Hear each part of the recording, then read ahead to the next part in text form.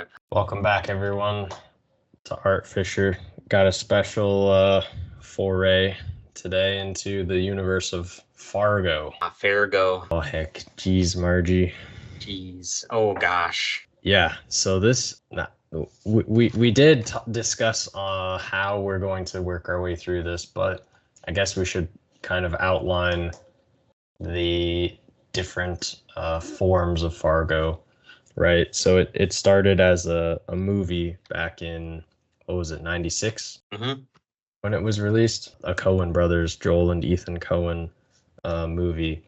And then from that, the TV show spawned, which we will then be getting into. But today's episode is probably only going to be in regards to the movie, and then season one is probably how it makes logical sense to section it off. So we'll work our way through the movie, and then kind of just discuss why a TV show would exist, or like what's the reason in even making a show since the movie already, takes place. Yeah, specifically because Fargo is like a very simple, self-contained story that doesn't really have any logical place to tack on at the end of the story or like add in a prequel or anything. Like it wasn't something that was, obvious to be made into a show, especially like an anthology show that would have different stories each season that vaguely are connected to each other. Yeah, exactly. There is no like real room of opportunity, and then for the show is just like, yeah, we're gonna do this. There's plenty of room, so they did. But why don't we start with the movie first? Lovely, a lovely cold day in Fargo. So those of you that are uninitiated into this cold wasteland of the Midwest and the northern Midwest, there's a lot of funny. They really cram in the funny accents. I guess funny to us, right? It's not really funny if you live there. That's just how people talk. But it bothers some people. But obviously, you and I just love it as a bit, but also it just adds something more to the actual environment and the characters themselves. And then when you add on the layers of their names and what those characters do, analyzing their names and what they do makes it even more of an insane bit, which we will get into. Well, it should be noted that it didn't like come out of nowhere. Like it wasn't that there were two American filmmakers living in LA who were like, who speaks really funny? The people in the Midwest, specifically Minnesota. Like the Coen brothers are from Minnesota. So for them, it's like, trying to show a folk story, like a crime folk story from where they're from, where they grew up. I had no idea they were from Minnesota. Oh, yeah. I mean, that's part of what makes the film work as well as it does, is that it, as much as it is sort of making fun of them, they're in on the joke for like, I mean, there's a wholesomeness, and at the same time, it's completely silly. Yeah. But it's also just undercut by really dark humor and some sparse extreme violence. Yeah, I know we have discussed the Coen brothers a number of times, but it is worth mentioning. We talked about this off air, just how the movies that they did before this one are very much sort of in the vein of other filmmakers, and they have like a lot of things interwoven that are like more homage, and you can really see their influences within those movies, and they don't wholly feel like their own voice. Whereas this one definitely does have bits of homage, but primarily it is their own distinctive voice through the characters, the dialogue, the writing. It has that like punchy and goofy aspect to it, and then it just plays up the goofiness and then mixes that in with the blood of violence, and you just find yourself kind of like laughing at things that you wouldn't otherwise think that you would laugh at. And the Coens bring you in on that and really make it into a joke. But it's it's a fun joke, and it is folksy as well. So not only is it just like comedic, violent, but then also it has aspects of like wholesomeness, which is just like such a hard line to walk and a hard movie to create without really confusing your audience. Sorry, maybe I should have saved all of that for the end, but No, I think that's accurate. I mean, we've talked about the Coen brothers before, and I don't specifically remember. That was one of the first episodes we did. It was pretty scattershot, very self-referential towards the Coen brothers and how they how their writing style works, and somewhat in their directorial style. But generally speaking, I think that that folksy element is something that they've touched upon here and there in their filmography, but it's not like across the board. Fargo is just probably the most notable example of it. And it is the thing that made them like household names. Like I believe they were already fairly famous, or at least semi well revered before that, because I think Barton Fink won like some international awards, and it's not like they were unknown independent filmmakers, but yeah, like they I would not go so far as to say that they were Hollywood darlings, but they definitely were very much not just up and coming filmmakers. Like they were a step or two past that. I mean, like they had Roger Deakins did the cinematography for this, which is yeah. outlandish for everything like before that and after. But I guess do we want to start jumping into the movie? Less about like backstory. Yeah, I think that's enough backstory on it. I said that, and then I'm just gonna give another piece of information for backstory.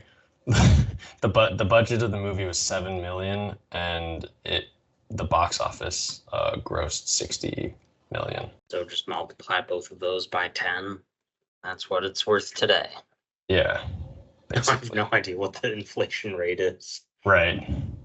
But I mean, the budget is like not the smallest budget in the world, but it's not that much compared to a lot of other movies budgets. It's pretty small. I mean, the Coens have nicked a living, you could say, off of mid-budget filmmaking, which just doesn't exist anymore. Yeah. But anyway, we're going to be throwing a lot of names at you. So, and a lot of the names sound similar, or they're just really wildly like Scandinavian / Midwest. So, good luck. First of all, if you haven't seen it, maybe stop listening and go watch it so you have some type of point of reference. Or I guess we could link this doc that you made, the sort of serial killer / like detective. Yeah, I don't know what you want to call this collage that you have. You could share this so people have a picture to, or an image to a name. Yeah, I mean, it helps that that most of these people are just internationally renowned actors, so people should know who Frances McDormand is in general. They should, yeah. Or Steve Buscemi. Should, yeah. William H. Macy. Steve Buscemi was in the news like 2 weeks ago. Yeah, someone attacked him. He got punched in the face just on the street in New York. Yeah. All right. So, Fargo. So, William H. Macy plays Jerry Lundegaard, and the year is 1987. The movie also opens with the bullshittery, like, this is based on a true story. All the names are changed to protect their rights, whatever. I believe. I don't think it says based on a true story. I think it just says this is a true story. Oh, yeah, it just says this is a true story. The events depicted took place in Minnesota in 1987 at the request of the survivors. Yeah. Yeah, so the premise is that Jerry Lundegaard is a sales manager of a Minneapolis car dealership, and his father-in-law, Wade Gustafson, owns the dealership. And Wade Gustafson has embezzled and is desperate for money. Wade Gustafson is the one that embezzles it, or it's Lundegaard? No. Jerry is the one that embezzles money from right. He works at the car dealership for his father-in-law, and he steals or embezzles the money from his father-in-law. Right. And so, sort of in a last resort move, he's like, "Oh, you know what would solve this problem? Having my wife killed." No, kidnapped. Right, kidnapped, my bad. I'm just fucking up this plot so badly at the beginning. But yeah, he was having her kidnapped, and he's introduced through the mechanic at the dealership to these two Shep Proudfoot. Yes, through the mechanic Shep Proudfoot to two miscreants, Carl Showalter and Geir Grimsrud. These are actually the people's names in the movie, to be clear. Just wild. And he arranges the meeting in Fargo, North Dakota. And they're like, yeah, sure. Sounds like an easy job. We just go and grab this lady, right? And he's like, yeah, just don't hurt her. Just grab her. And the reason why he's able to convince them is because he offers them half of the ransom, which he does claim is $80,000. And then he and his father-in-law are going back and forth on like some big new real estate deal. No, Jerry specifically brings a good deal to his father-in-law with the hopes that his father-in-law will finance it. And he thinks that's what he agrees to do. So Jerry Right. thinks Wade has agreed to finance it. So he tries to call the kidnapping off.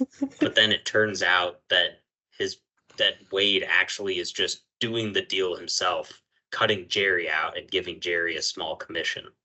Yeah. So, but A like what the finder's beginning fee. of the movie establishes is that Jerry is completely inept at everything. He's morally dubious, like completely amoral at best, if not just an outright villain already for stealing from his father-in-law and then trying to have his wife kidnapped and ransomed to pay his father-in-law back for money he doesn't even know was stolen. And then he just bungles this real estate deal. Just completely inept. Botched. Watch. Yeah. So he gets pissed because Wade is gonna offer him a finder's fee, and he's like, "What? A finder's fee? I thought I was due way more than that. Oh heck!" Like he thinks that he deserves either promotion at the company or like a lot more, like maybe a percentage of the deal. I forget exactly what it is that he believes, but the hijinks ensues because he tries to call off the kidnapping. Meanwhile, Carl and Gaer kidnap. Gayer. The spelling of his name is Gaear. Gayer. So they kidnap his wife and they take her to a cabin in Moose Lake. Yeah, and as they're oh my god, as they're taking her there, a state trooper, of course, sees the car and stops them because they didn't display their temporary registration tags. And then Jean is like crying or screeching, as someone would being kidnapped. And Gare just has enough of the cop, so he just shoots him, and then he shoots two other people who are driving by that witnessed it. Yeah, I mean this scene, the kidnapping scene, which shows that Carl and Gare are like not very competent criminals. Like then they're just shown to be ruthless, which is a significantly dangerous combination in the case of this story, where they're not capable of doing things very well, but willing to resort to violence in the split second. Yes. But those And, two scenes are the stuff that a Hitchcock would be very proud of. Like they're very Hitchcockian scenes in terms of use of suspense, where you know the other foot is going to drop at some point. And in both cases, because the kidnapping is basically like a 5-minute scene with no dialogue, and then where they get pulled over by the cop, it's also almost entirely all visual. yes. And it builds kind of somewhat on one of those scenes from Blood Simple, the Coen's first movie. Definitely. Most definitely. But going back to the like haplessness of these two characters that's established, and then showing that not only are they hapless, but as you said, these men are ruthless, and at the drop of a hat, if they feel like their back is against the wall, at least Gare definitely is gonna start shooting. And Gare Um, like never says anything. He's just chain smokes constantly, has the same deadpan stare, and he's the one that is the willing to like immediately resort to the violence. And Carl just won't shut the hell up. He's Yeah, he's just constantly just like tittering, tittering, tittering. What are we gonna do? We gotta get there. And like the only thing that Gare says is like, "Can you just shut up? Like I just need a moment to think." Good God, sir. So yeah, I mean this scene alone, as well as the scenes following, really establish sort of, I would say, one of the big ethos aspects of Fargo, like all of Fargo, like all of the show, the movie as well, just because every single season of Fargo has like some insanely odd case to solve that doesn't it's like some strange confluence of different crimes and people interacting with each other that the detective or set of detectives have to kind of like unravel and solve the mystery. But within that mystery, there's always the element of like just chance, right? There's always that element of like, oh, this person just happened to be walking by here. This person just happened to be driving down this road. And of course, they come across, plug something in. And that's always sort of the premise here. But anyway, the what ends up happening is that there's another character that we haven't mentioned yet, Marge Gunderson, Police Chief Marge Gunderson. She's 7 months pregnant, and she begins investigating, what happened the night before, like the murders that took place, the crazy stuff that is out there in the snow. And Marge Gunderson is Frances McDormand. So yeah, she is kind of like Sherlock in some ways. Just some of the things that she intuits and her stick to itiveness and her accent is just incredible. well, she's the only person in the movie that is even remotely both capable and competent, which flies in the face of all the other idiots in the movie. Yeah, like Just people who are overconfident and pretty but they're much incapable of doing what they set out to do. not only is she capable, but she also like puts forth the effort, which a lot of the other characters don't for many different reasons depending on the scene. But yeah, Right. I mean, she's directly compared to these other people who are willing to take the easy way out. Like Jerry is not like the reason he's in the hole that he's in is because he was just stealing money. And then right. he's just constantly trying to come up with a scheme rather than like working towards anything honestly, which is a big theme of the film and the Coen's filmography as a whole. Yeah. Like nothing in the world is free, especially not money. Yes. And this Margie Gunderson character establishes like another sort of character ethos, if you will, across the whole show, which is it's not quite fully encapsulating to say like a strong female lead, but a female lead that is capable and then is like also like her own like has her own sort of like qualities that define her and also make her distinctive from the other characters. And there's also like now that I think about it, there's also this sort of like weird thing with all of the main characters with food throughout Fargo, like specifically the female leads.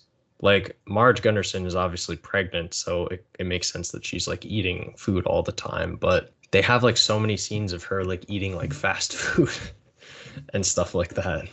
Oh, I only remember two scenes where she's eating in the movie. Maybe I'm also confusing her with Carrie Coons doing that, but anyway, so there's the Go Bearcats scene where she like tracks down the two Bearcats. the two girls that the two call girls that spent the night with the criminals. Oh yeah, yeah.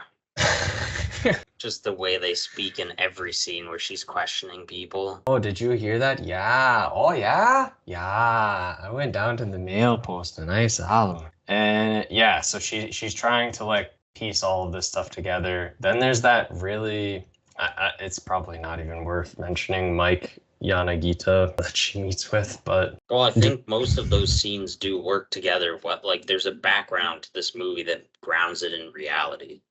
Like there's a sense of strange realism in the face of a lot of the absurdity, especially with regards to the like plot that Jerry has initiated.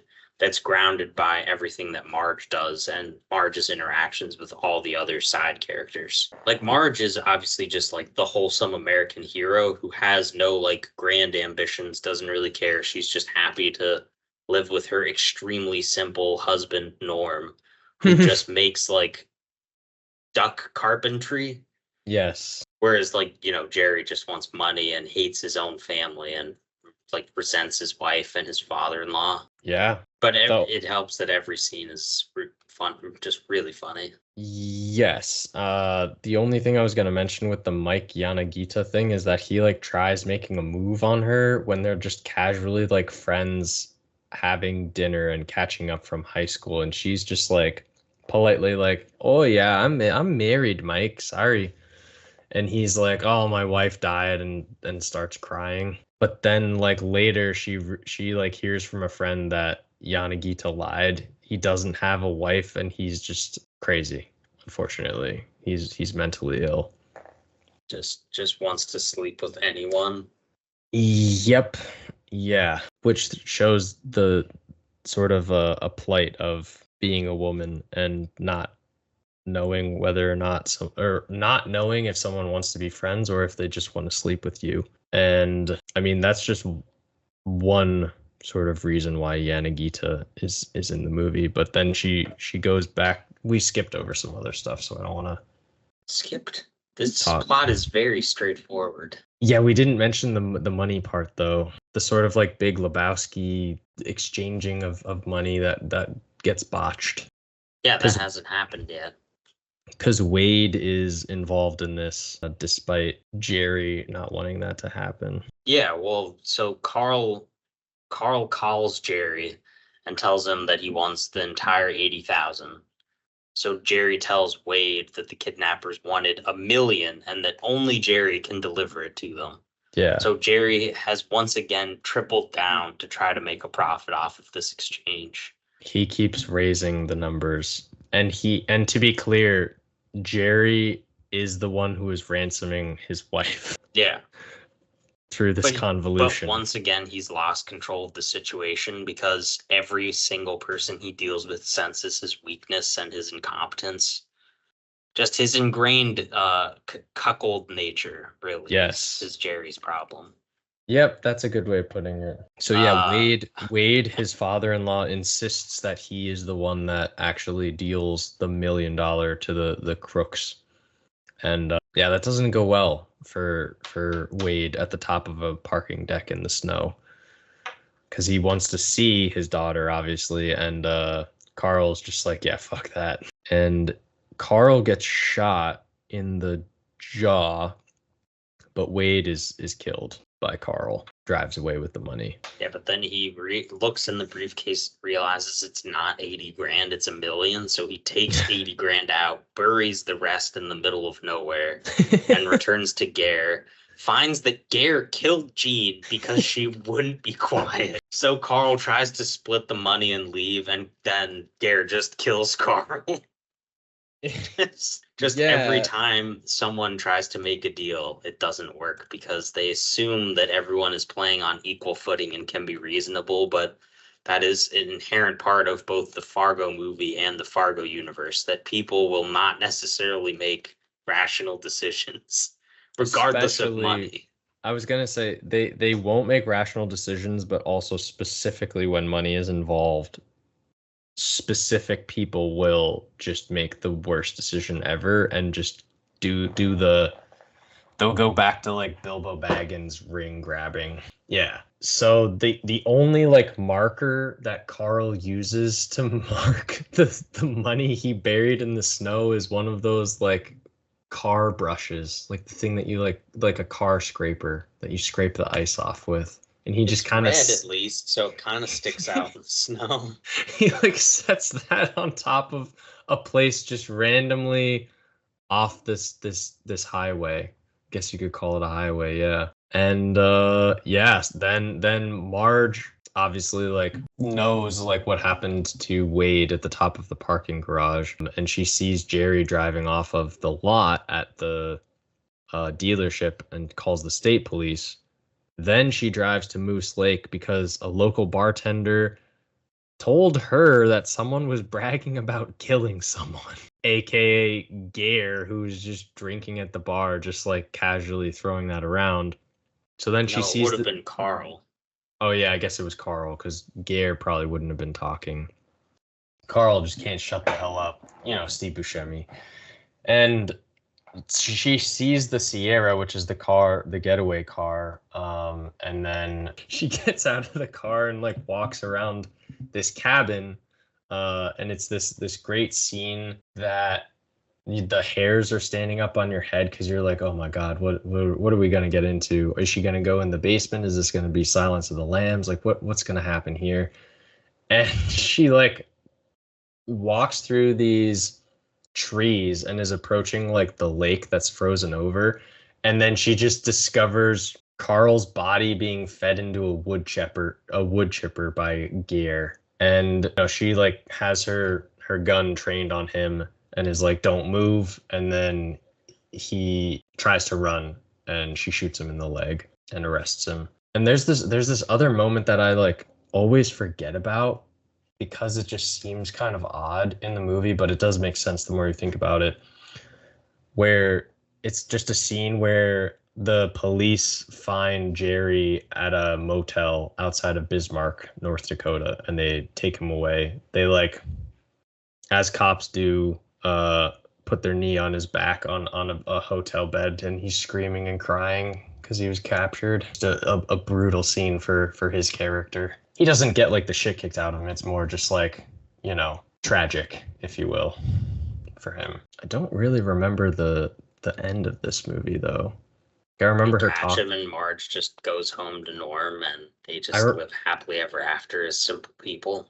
yeah, I remember the guy from Zodiac is there, her husband, and they just kind of talk about the postal service and his ducks. Yeah, because one of his ducks is getting put on a stamp, Oh, isn't that nice, Norm?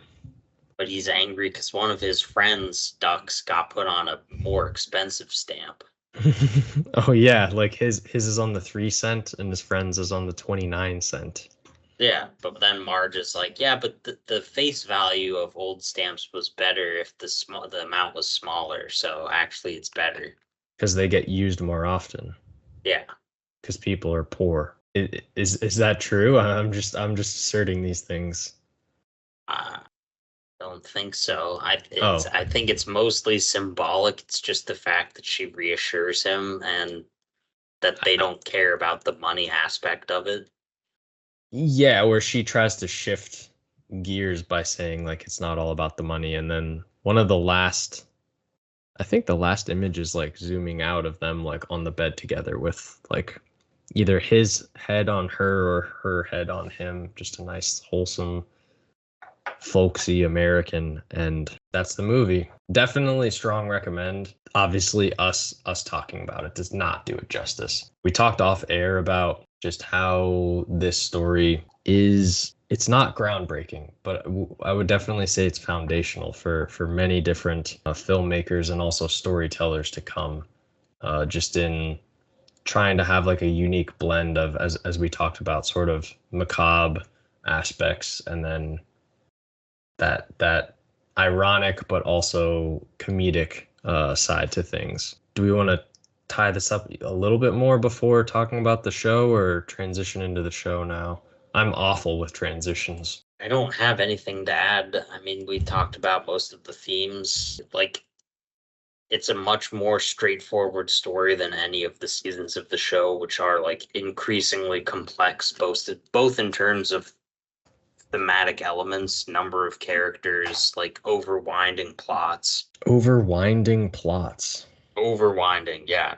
Overwhelming, overwinding, Okay, over just just plots, literally plots that make no sense. There's aliens in the TV show. Like there's literal ghosts, zombies. Like this is a very, very silly show.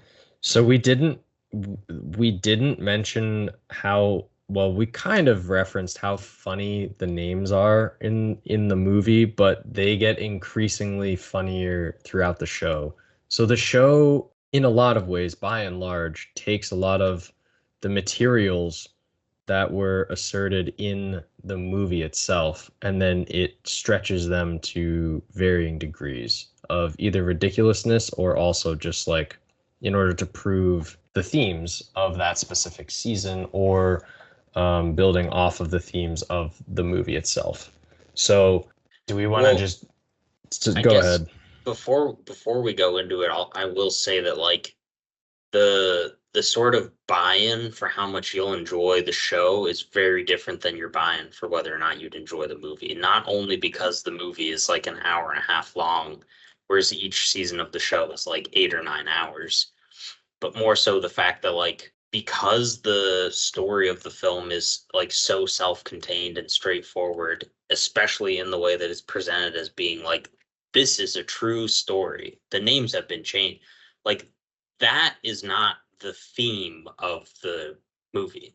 That's just a byproduct of the Coens being like, we can trick the audience into thinking this is based on reality and then change the names and then all of the extreme turns are going to be what makes it an interesting thriller as opposed to just like some other generic crime action movie that gets lost in the shuffle. Obviously, that was never going to happen because they're just too competent of writers and directors that, it's just a very high quality made film. But like that's a very different premise than the show because even season one of the show, like just opening things up, it's not about like it's about the nature of storytelling. Like that based on a true story or this is a true story begins to examine what the foundations of belief are and the foundations of myth, which become even more extreme as the show progresses through its seasons.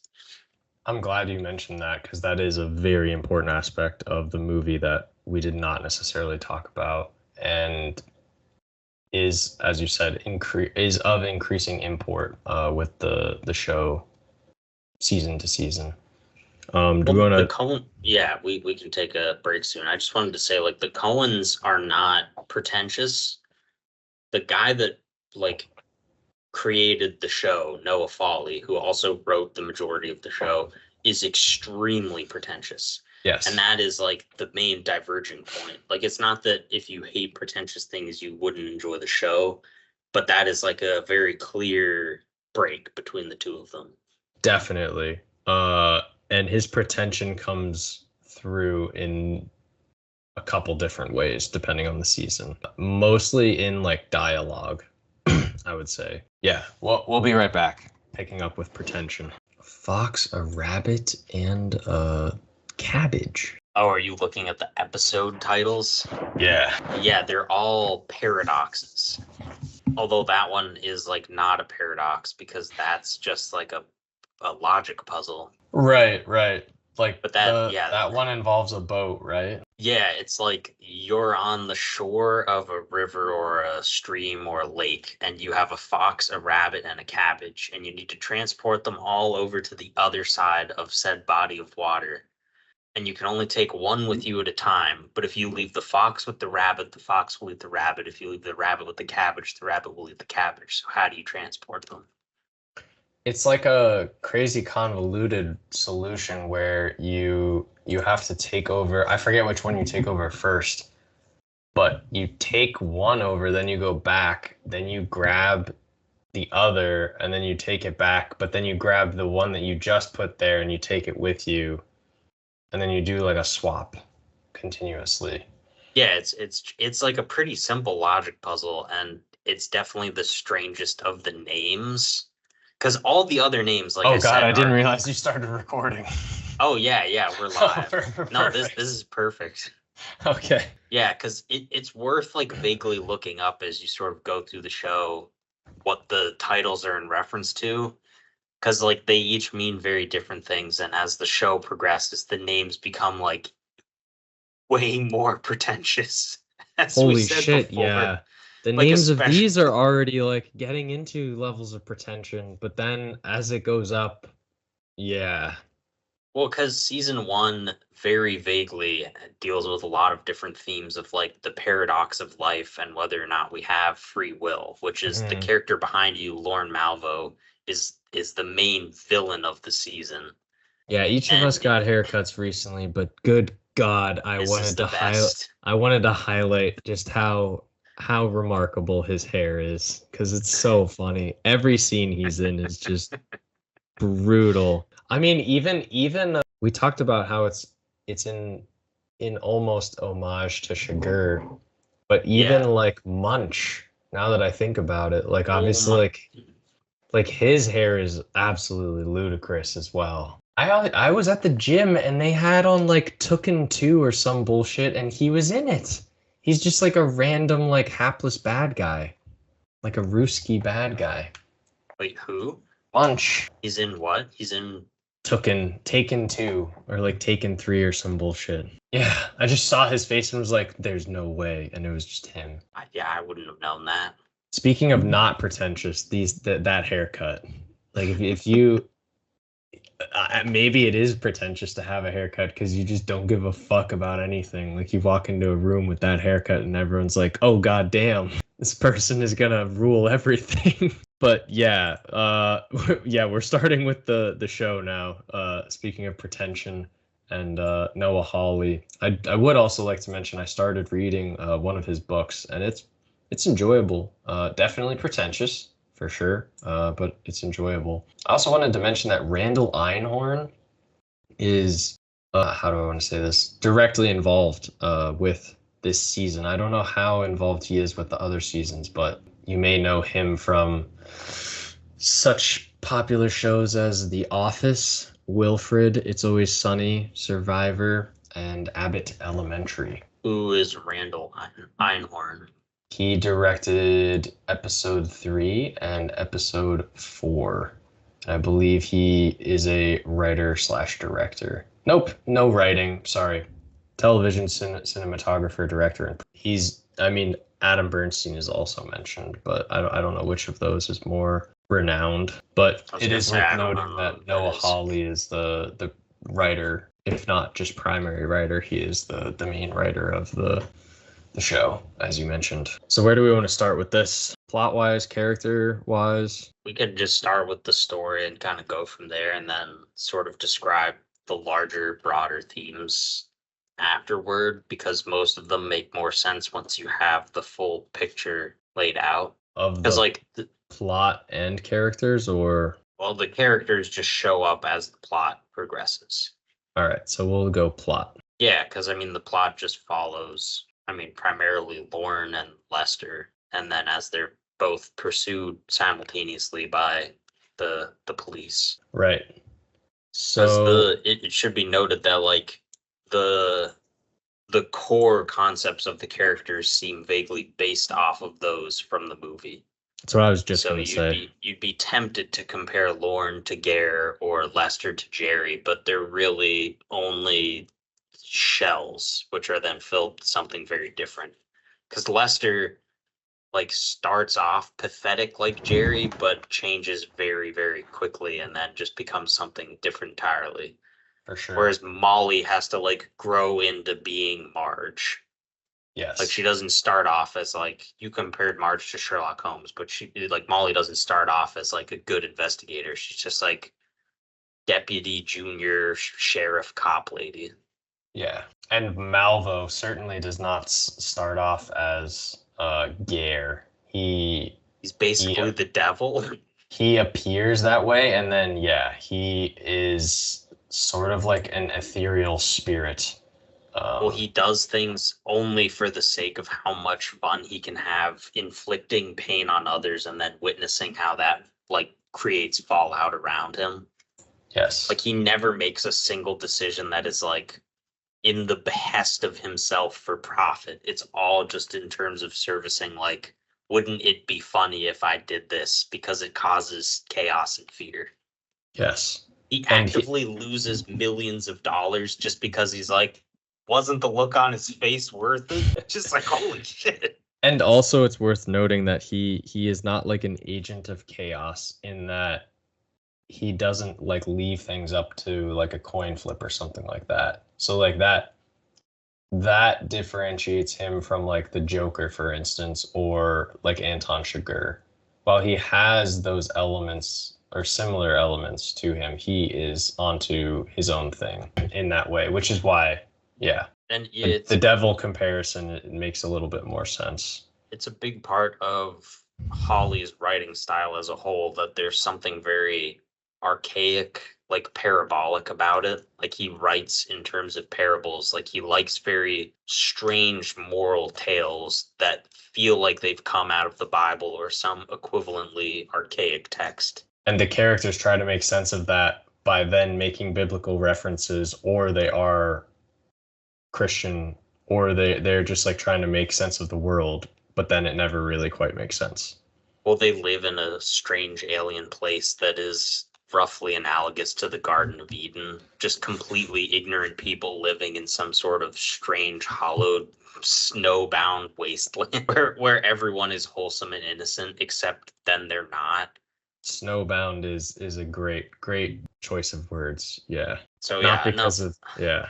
enough Not waxing poetic about. Sorry. Lauren Malvo. It's January 2006. Lauren Malvo is driving on a highway outside Bemidji, Minnesota, and he hits a deer. Heck, it's Bemidji. I do love how they fold in like the like names of these real places, but they definitely are just choosing the worst names that they possibly could. Like, oh yeah, let's just have him go to Bemidji. So he hits a deer, and a nearly naked man somehow escapes from his trunk because he crashes, and he just starts sprinting into the woods. Which is a direct callback to the scene in the movie where Carl and Gare cause a car crash and execute the people inside. Yes. Then meanwhile, Lester Nygaard is his name. Nygaard. Please don't cancel us. This is just his name. And there's a reason why his name is that way, because they make some jokes about the N-word, in the first episode. Which they're not making jokes regarding the N-word. A character says the N-word like to him and is bullying him. This character, Sam Hess, and his children are bullying Lester, like outside of like some shop or something. And Lester's obviously like molested by them, and why does he go to the hospital again? He has to have something checked. I forget. No, what the reason is. He goes to the hospital because as he's being bullied by Sam, oh yeah, Hess he breaks his nose. He slips on the ice and smashes his face on a window. Specifically because Sam fake punches him, which causes him to recoil so extremely that he slips on the ice. Yeah, because he starts like Jerry. He's just a pathetic coward. Right. Is Sam Hess? He's not the guy from Back to the Future, is he? No, Biff or whatever. He's just like reminiscent of that. Like it's very much reminiscent of Back to the Future, where it's just this lowly small guy getting bullied. Biff energy. Yeah, exactly. So yeah, Lester is at the hospital, right, and he's sitting there waiting to get called in, and Malvo is sitting in there, the guy behind me with the brutal haircut, Billy Bob Thornton. And Lester is just telling Malvo about this bully, and Malvo's like, "Oh, we should murder him." And Lester is like, he doesn't like say anything to that. Like he's clearly thinking about it and like considering whether or not the guy's joking, but he never says like, "Oh no, don't do that." But he also never says like, "Yeah, go do that shit." Which for the devil is as good as saying, "Go murder that man." Yeah, Malvo looks him dead in the eye and he's like, "All right, I'm gonna kill this guy." And that's what he does. Malvo later goes and he just finds, he literally like walks into the guy. I think the guy owns a trucking company, right? Yeah, Sam Hess is like owns a trucking company that's related to like the larger like crime syndicate that runs through Fargo and the Dakotas, Minnesota. Yeah, I forget the name that they use for it because it's not just Hess Trucking. No, it's not syndicate and it's not like union, but it might be like a trucking union. No, it's fine. It's not worth pursuing. But he shows up there and like everyone there is like, what are you doing here? And he's like, are you Sam Hess, and then he eventually just kills him. Well, he goes there to like size him up and then insults his kids just because he thinks it would be fun. I forget what he says exactly. Is like, your kids are a bit slow, huh? A bit dumb. And he's Yeah. like, what are you saying? He's like, I don't know, your kids are dumb.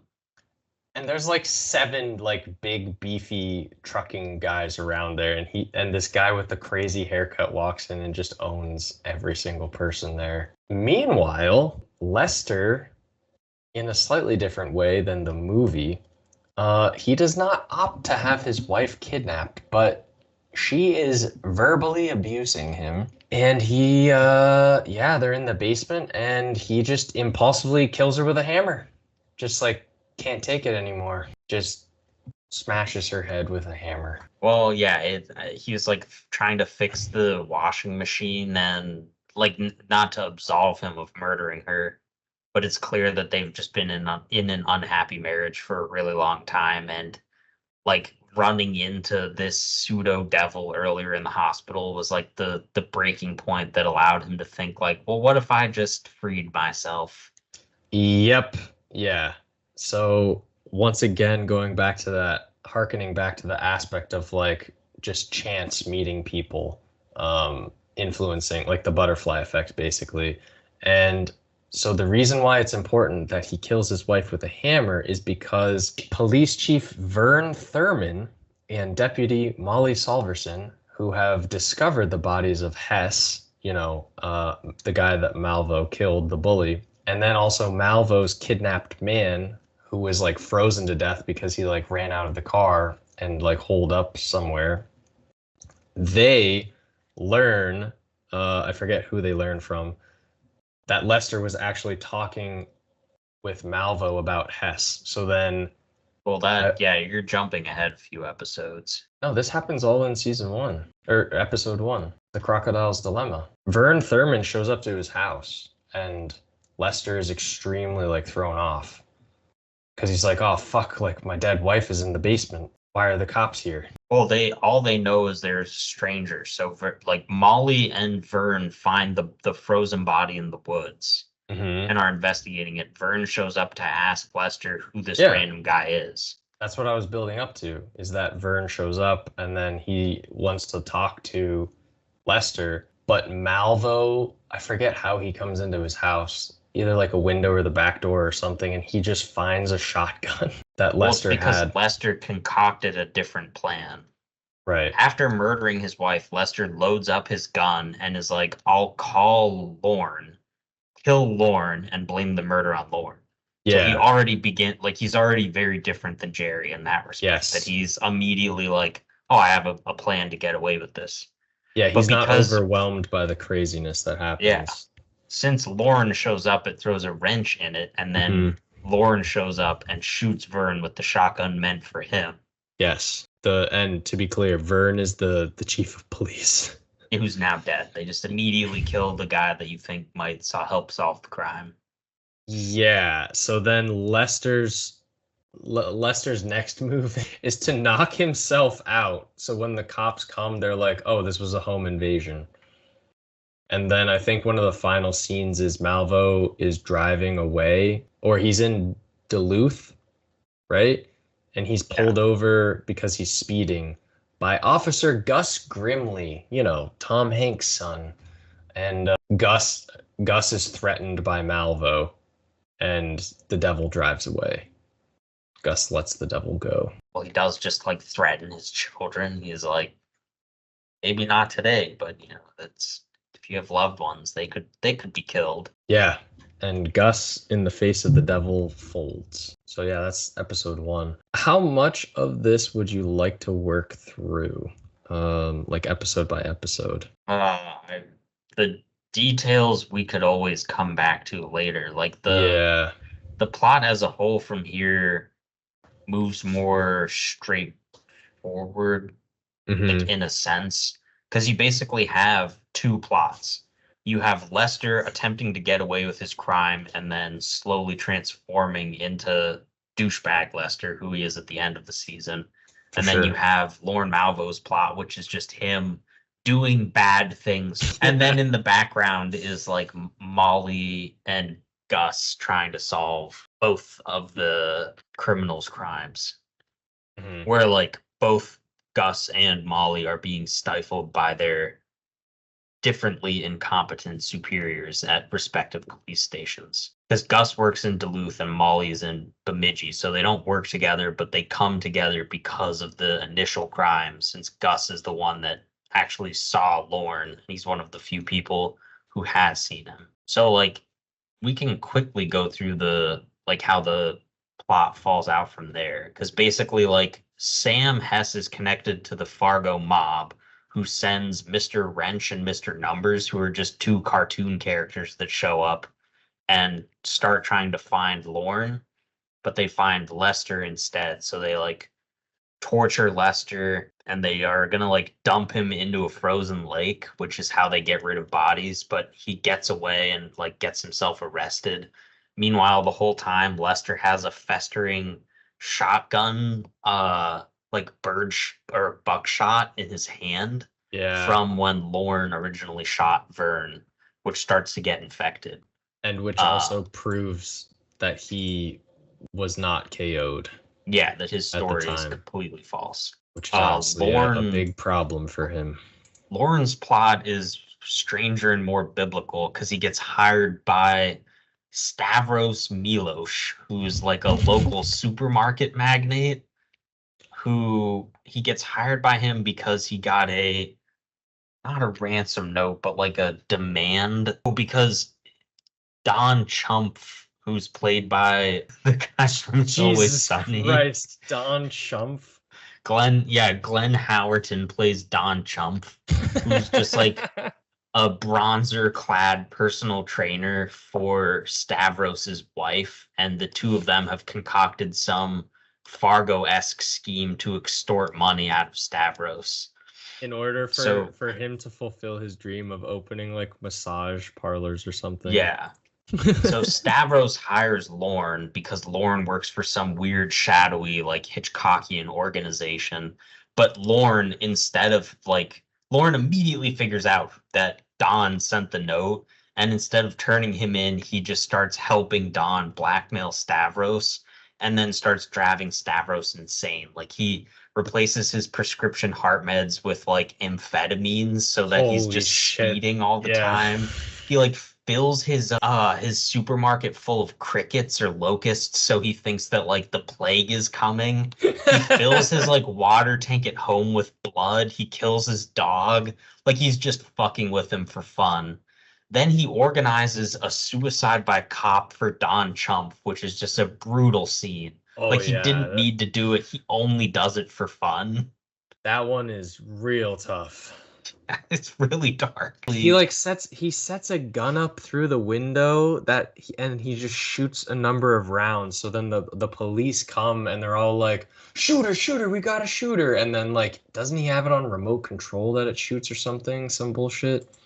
Yeah, it's crazy. Yeah, so Don Chump is killed in the shootout. Meanwhile, the police are like slowly trying to figure out who's doing all of this, but making no headway because Molly is basically being stopped by her boss, who is Saul Goodman, aka Bill Oswald, aka AKA like yeah, he's a frittata. That's the nicest thing. Bob Odenkirk, yeah. Bob Odenkirk plays Bill Oswald, who is just an incompetent guy who takes over for Vern because he's like the senior cop, but he's just completely incompetent. He's not capable of doing the job. And every time Molly wants to actually do something worthwhile, he's like, maybe don't do that, Molly. Maybe just be a good Molly and go eat some donuts. Well, they're all convinced of Lester's innocence because they've known Lester for a long time, which is a part of the like inherent like perceived wholesomeness of these Fargo police is they're just like bad things don't happen. Ah, geez, oh heck. Which is just completely Not my wrong. Lester. I know Yeah. Lester. He would never. So Lester basically like as his wound becomes more infected, he becomes darker and darker. And once he removes the pellet from his hand, he concocts this genius plan to frame his own brother for the murder and get away with everything. And so I think it all happens at once where Lester puts a gun in his nephew's backpack Yep. because he's like staying with his brother and his sister-in-law.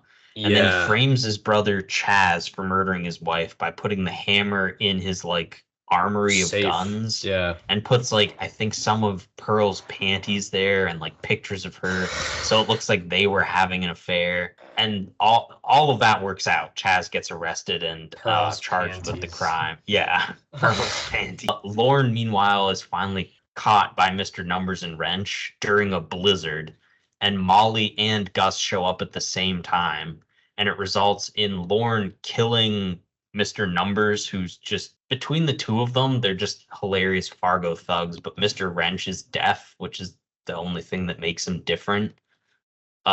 In the chaos of the blizzard, Gus shoots Molly instead of Lorne because he's not a good cop and he can't see. He sees a shadow and just shoots. Yeah, it's like Insomnia. Yes, exactly. Which is a really strange callback because there's nothing else related to that in this entire show. So then the original Lester case is closed because they've charged Chaz with the crime. So Molly is basically just told to like drop it and shut up. Gus is obviously we got the wrong eye guard. It's that eye guard. Like that's actually like things that they say in the show. Yeah. At some point, Lester has sex with Sam's ex-wife, the widow Hess, which is how multiple people refer to her. They just go, heck, the widow Hess. Yeah, this lady is just like some housewife who dresses like how do I put this? Dresses like she works down at the gentleman's club and she wears whorish clothes for sure. The only thing that she ingests or is seen ingesting is alcohol, which she pours into like coffee mugs. Her children are animals she doesn't pay any attention to, and then Lester comes around and vaguely hints that he might be getting a lot of money, so then she's like, oh, we should fuck, and then they do.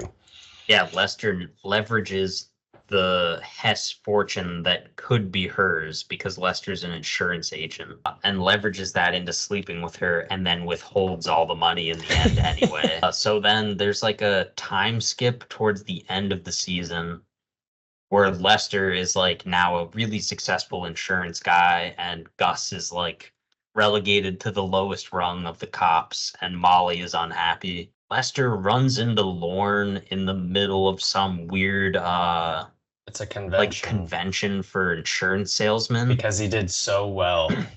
Yeah, and Lester blows Lorne's cover because Lorne is in the middle of some ridiculous job. Aces. Which is the only thing that Lorne's like in character says. And then Lorne, they like get on an elevator with Lorne, his three targets, and Lester. And Lester's like, why aren't you acknowledging? Because Lester's now a big man. So he confronts people when he feels maligned. And Lorne's like, are you sure you want to do this, Lester? Are you sure?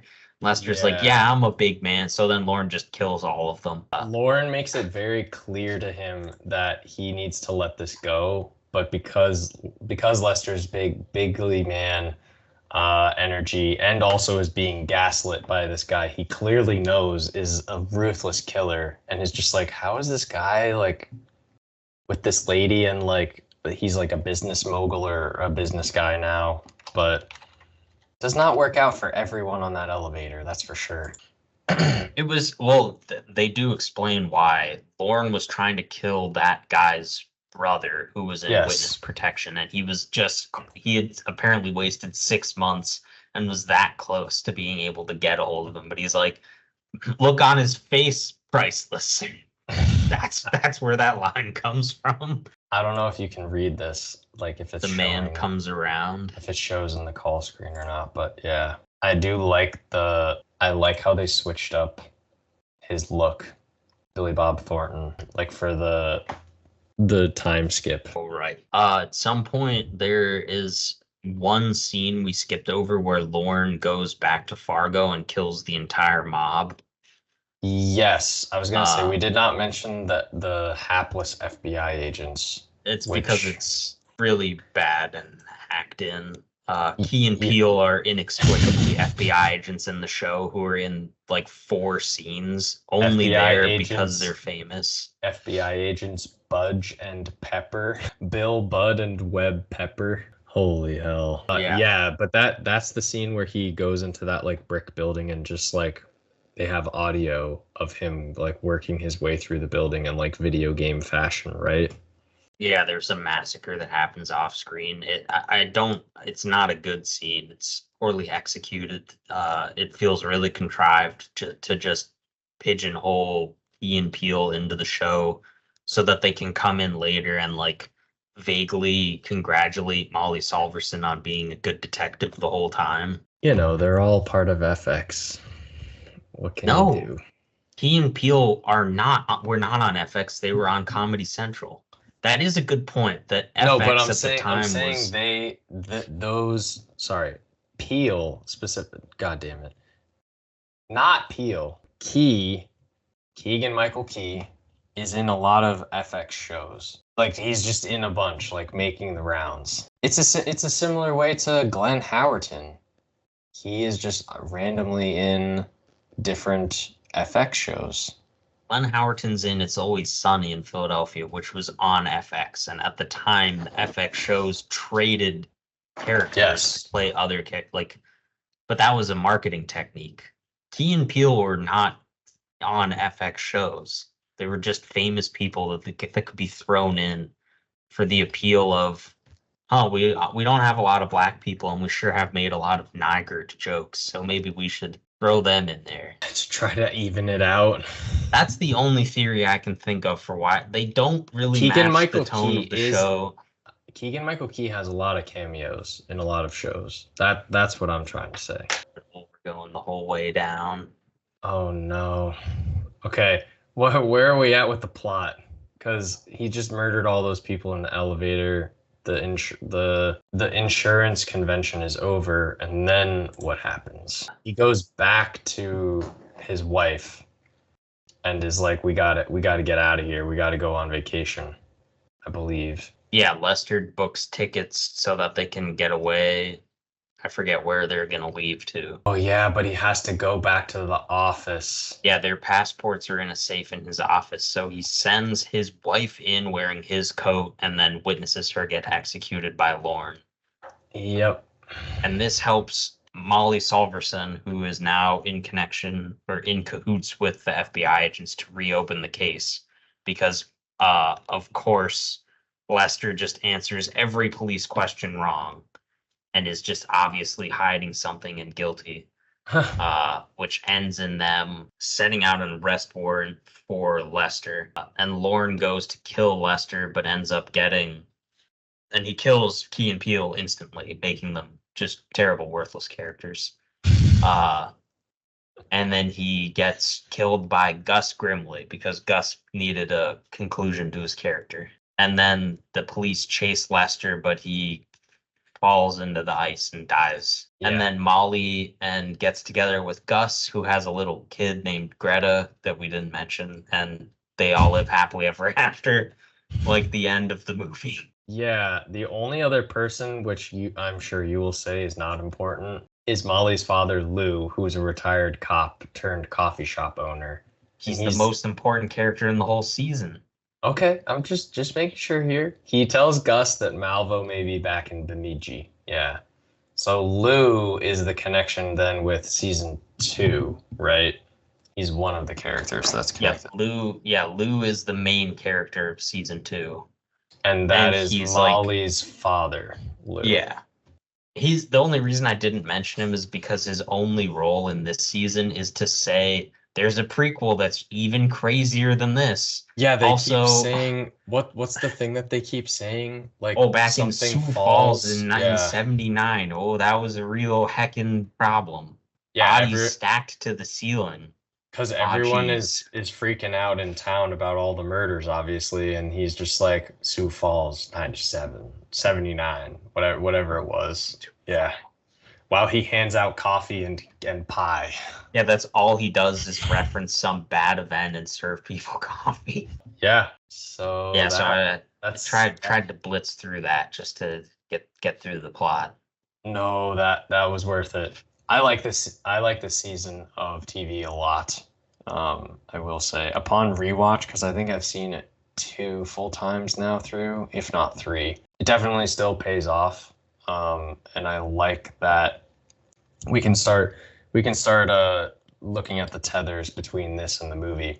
I like that it does in some way pay homage to the movie, but then it also very much has distinctive characters that are doing their own thing, which is one of the reasons why it makes sense to actually, you know, create this as opposed to just creating the exact same fucking thing from the movie and then just putting new cast, new faces to those names and characters. I'm mostly just kind of coming at other shows that do that or that have tried to do that, or a spin-off series, which is just like, do we really need a spin-off series of blah blah blah blah blah blah blah? Do we really need a backstory of blah blah blah blah blah blah? Maybe, but what are you going for here? So yeah, I think that this does. I mean, I guess we can kind of establish what are the things that it does distinctively, especially as sort of the foundation for the rest of the show to come. Because this is only season one, and there are 5 seasons. So what does this season establish that is built upon? I mean, I think this season has a much more clear point of origin and direction, not only plot wise, but like messaging wise, like what it's actually trying to be about and say something about, as opposed to any of the other seasons. That's fair.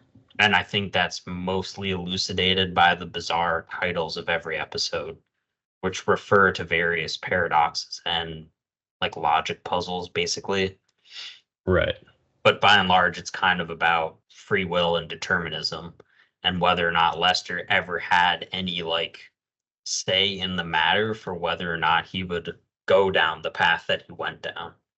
Yeah, or if Uh, it's all just him in a pinball machine, the devil playing. well, not even the devil didn't even necessarily need to be there to be like the final push. It was more so just like the building up of like the his inability to have any effect in his life. Like he's ineffective at work, at home, he's hated. His family thinks that he's just like some silly beta nobody. And then like it only takes being pushed so many times before he explodes. The fact that he gets away with the initial crime is just a result of having met Malvo, but it's more so like, did he really make any decisions about how he got to where he got?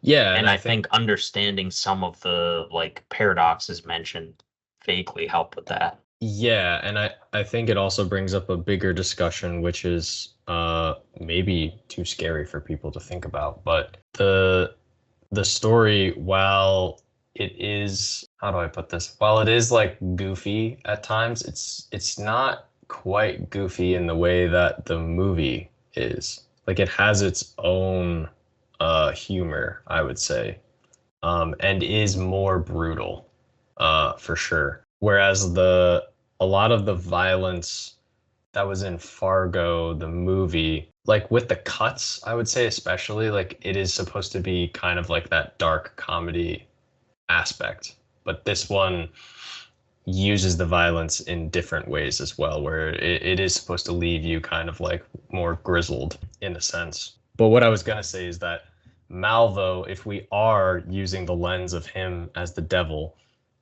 I think shows sort of the temptation for someone like Lester, who is being cast out by everyone that he loves and cares about, by his job, by everything. He's being kicked when he's down. That like temptation to do something that's bad in order to try to like crawl back from being kicked when you're down. I think that's like a big aspect of the show, and it just shows that it never pays off, and you have to just continually lie, cheat, and steal because eventually it will come back around.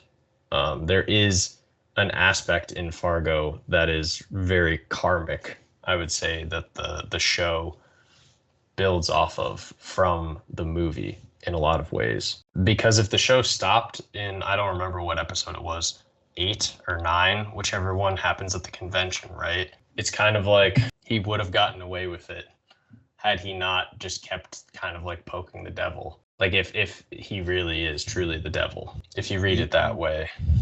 Right. Lester could have gotten away with everything, but basically, because of how his overconfidence has taken over his life, it forces him to confront Malvo, which leads to him blowing up his life anyway. Yeah.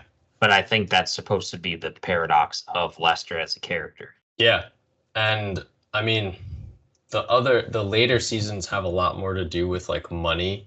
And I guess you could call some of them like quote unquote takedowns of capitalism, or at least attempts, because I think they work in some degree, others not as much. But if you're looking at it from like a money standpoint, right? I forget where there's some video that I saw that was just like someone talking about how people assume that billionaires are really smart because they were able to acquire like a bunch of money, and you'd be surprised just how they're not that smart. They're just good at like maybe one or two things, or they got lucky, right? Lester, in some way, he's not a billionaire. I'm not saying that, but he was able to get lucky, but then also was able to, do the wrong things, quote unquote wrong things, and do bad things in order to acquire. I mean, you could say all of the things that he wanted, but he thinks of himself as being better than he really is, because he has this money and this status now, and he can't leave well enough alone, and that's when he comes crashing down. Is kind of what I'm trying to say, is that like he's not as smart as he thinks he is, and he's not as good as he thinks he is, right? He kind of looks at his past and it's just like, yeah, that's the past, but the past is still part of him. He is not the man, so to speak. Yeah. Lauren Malvo is the man. Right. And the man comes around. Yeah. Sorry, I went on a bit of a rant there. No, that's fine. I agree with all that. I think the sense of karma presented throughout not only this season but the later seasons is something that is like deeply tied to like Jewish folklore and storytelling, which is a big part of Noah Hawley's writing style and use of like parables. Yeah. Because I mean the parables and paradoxes referenced by like the titles of the episodes are one thing, but there are also just parables in the show told by other characters. Like there's that scene where Gus like talks with his neighbor, and he's talking about like being a cop, and the neighbor tells him the story of like the rich man who wanted to make a difference, so he sells all of his possessions, but that's not enough, so he like gives away all of his organs and dies. And that's like that his neighbor's way of saying like, you can only do so much, and that's the point of the parable. But Gus's response is like, well, you gotta try, don't you? And that's kind of the ethos of the entire show for the heroes, which is just you gotta try, and that's what makes the heroes, as opposed to characters like, Lester, who are just there to be opportunistic and impulsive and then backpedal when they can to get away with their impulsivity. Yep.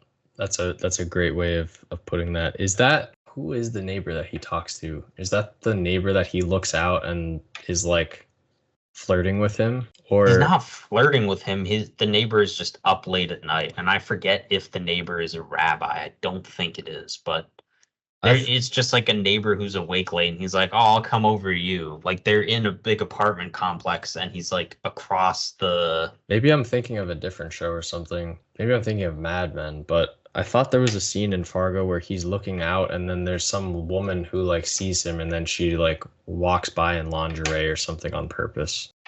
I thought maybe it was that guy's wife. I definitely don't remember that. The scene feels very reminiscent of Mad Men, and there is a character from Mad Men in this season of Fargo. Oh my God. The guy, he plays Sam Hess's lawyer. He is the doctor who lives underneath Dawn. Yes. And there are some scenes where that guy's like in the snow, like skiing in New York, that feel very similar to scenes from this show, which might be what you're thinking of. No, I found it. It's Rachel Ziskind, and she does do that in Fargo. What do you think the significance is? Tempting him? I forget though if she's the wife of the guy that he like talks with. Yeah, I don't remember this scene. She is the wife of Ari Ziskind and mother of their 2 children. Oh my God. The reason I'm confused is because I didn't remember him talking to like the rabbi person. And I was just trying to make sure if he was talking to her or not. Definitely not. I mean, he talks to that guy twice, and that guy's in one other scene where he tells Lauren to go away and stop hanging out outside their apartment. What do I think the significance of it is? The significance is that he doesn't give in to that temptation and then just doesn't pursue that. Like the lady literally walks to the window, sees him looking in, walks away, and comes back and just stares him down in her underwear. And then he just like breaks eye contact. Shame. And then Gus and Molly get together in the end, as you mentioned, because he didn't do the bad thing. I mean, he did execute Lauren Malvo point blank range. No, but you got to do that to the devil. You got to execute the devil. Tells him the whatever the puzzle of what shades why does a predator's eyes green or whatever. Right. It's so that they can differentiate between plants and prey or something. I forget what the reason is. Oh my God. I died. I thought we were gonna have a death on camera there. What happened? Are you okay? Just breathed wrong.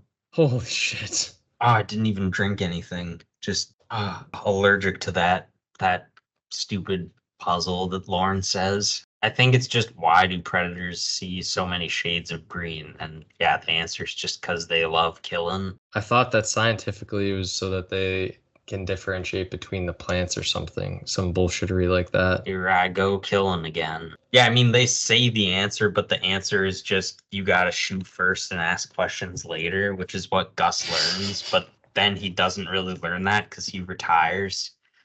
There's definitely some muddled stuff with the messaging towards the end. Yeah. Like I don't think Noah Hawley's like weird concepts all fit neatly into the Fargo box for season 1. No. But it is like in terms of what he wants to do with this type of storytelling, I think it is a really interesting addition to Fargo the movie. Yes, for sure. And it is exciting, I would say, also for anyone that hasn't seen the show. It is exciting because, I mean, to varying degrees, the seasons of Fargo are pretty enjoyable, and they do something else and build upon that universe. And they're fun, I would say. They make you think, for sure, make you think. So in that way, I would certainly recommend the show.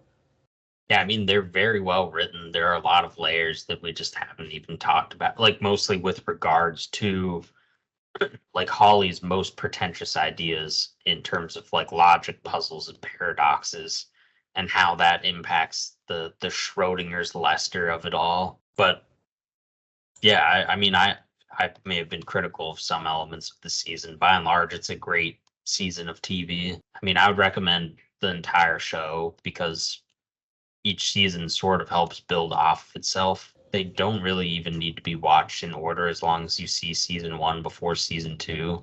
But season 1 and season I would say this is the only season I would recommend to anyone, as long as you can tolerate some occasional extreme violence. Yeah. And maybe the little bit of body horror because of the bullet pellet in Lester's hand. But beyond that, I think the show gets harder to recommend. Not because the quality necessarily dips, but because it just becomes like stranger and less direct with what it's trying to talk about. Yeah, that's certainly true. I mean, we can talk more about that when we get to the other seasons. But for now, here's episode 1 of Fargo, which includes the movie and season 1 of Fargo. You have anything more to wrap up? Fargo, fuck yourself. Boy, that's one way of finishing it off. It's from Argo, which is just one of the worst movies I've ever seen. Yeah, do not get this mixed up with that piece of hot garbage. Oscar winning Best Picture winning film Argo. Hey, Ben that's something Affleck's that Batman Argo.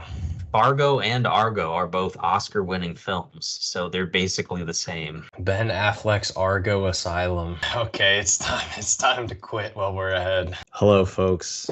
Fargo. So last time we left off with the end of season 1 after discussing the movie of Fargo. So now we're getting into the meat and potatoes, if you will, of the show. We're starting with season 2, and to be quite honest with you, Nolan and I are going to try to do less summary and more kind of big picture stuff and our takeaways from the show, because let's be honest, that's just more of a fun discussion. So if you are looking more for a summary, might I recommend any number of summaries that are available, or simply watch the show itself? Yeah, I was gonna say, just watch the show. Yeah.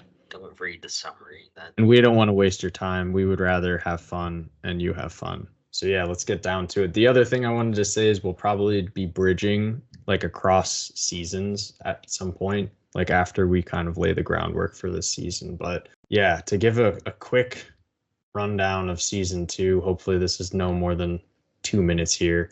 There are kind of 4 different groups of people within season 2. There's the sort of detective or cop collective, which is viewed sort of as like the good guys.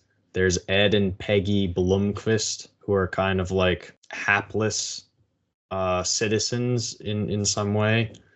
Then there is the Gerhardt family, which is involved in nefarious sort of crime. It's a crime collective, a crime family. And then there is the Kansas City mob. And essentially the show, or this season, is the Gerhardt family kind of sort of facing off against the Kansas City mob, and the Kansas City mob trying to intimidate the Gerhardt family. I guess we should probably kind of talk about also that sort of first part and how the ball gets rolling, or do you just want to start talking big picture stuff? Well, the only thing I'd add is, like, with the big picture stuff, that Fargo just uses the same formula from the movie in this season. It's just as it did in season 1.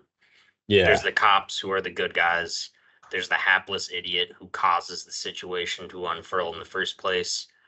There's like the rich boogeyman over everything. There's the bad guys. In this case, there are tons of bad guys. Like in the movie, there's just, 2 of them, primarily Grimswood, Grimmerswood.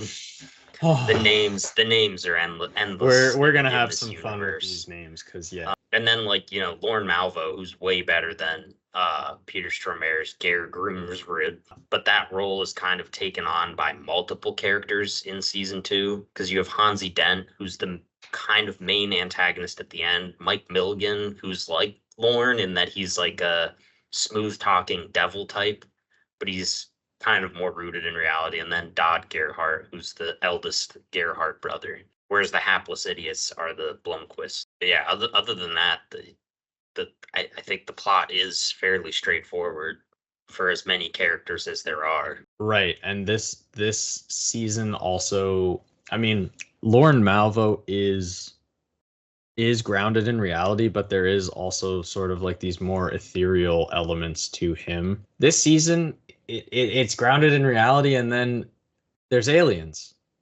Just straight up aliens as well. So we were talking about how, I don't know if you want to say what you said about like linking this sort of like going all the way back to Hitchcock, but there does seem to be a thread or like a foundation that this show is working off of that has its origins in Hitchcock. Yeah, fundamentally the Coen brothers, like, sort of role in film history is as some sort of descendant of Hitchcock. Like, most of the way that they write and most of their movies have some basis back in time to Hitchcock, with the primary difference being that they're a lot more humorous and they write all of their own work, which Hitchcock did not. But that humor is clearly at the heart of Fargo the movie and Fargo the TV show. And I think primarily the way that Hitchcock made a lot of movies was that he would take an ordinary person with some extenuating goal, and then one or several coincidences would happen that would push the plot along. And so in this case, even though this season of Fargo and even most of the next three are just filled with an excessive number of characters and plot contrivances and complexes, it is relatively straightforward. You have a crime family whose youngest member, Rye, played by who's that? Kieran McCulkin, Yeah. tries to intimidate a judge, fails, gets sprayed in the face with bug spray, and then murders a bunch of people in a Waffle House. And then as he tries to flee on foot, Peggy Blomquist, played by Kirsten Dunst. Kirsten Dunst, sees an alien and then like a UFO, and then hits Rye with her car.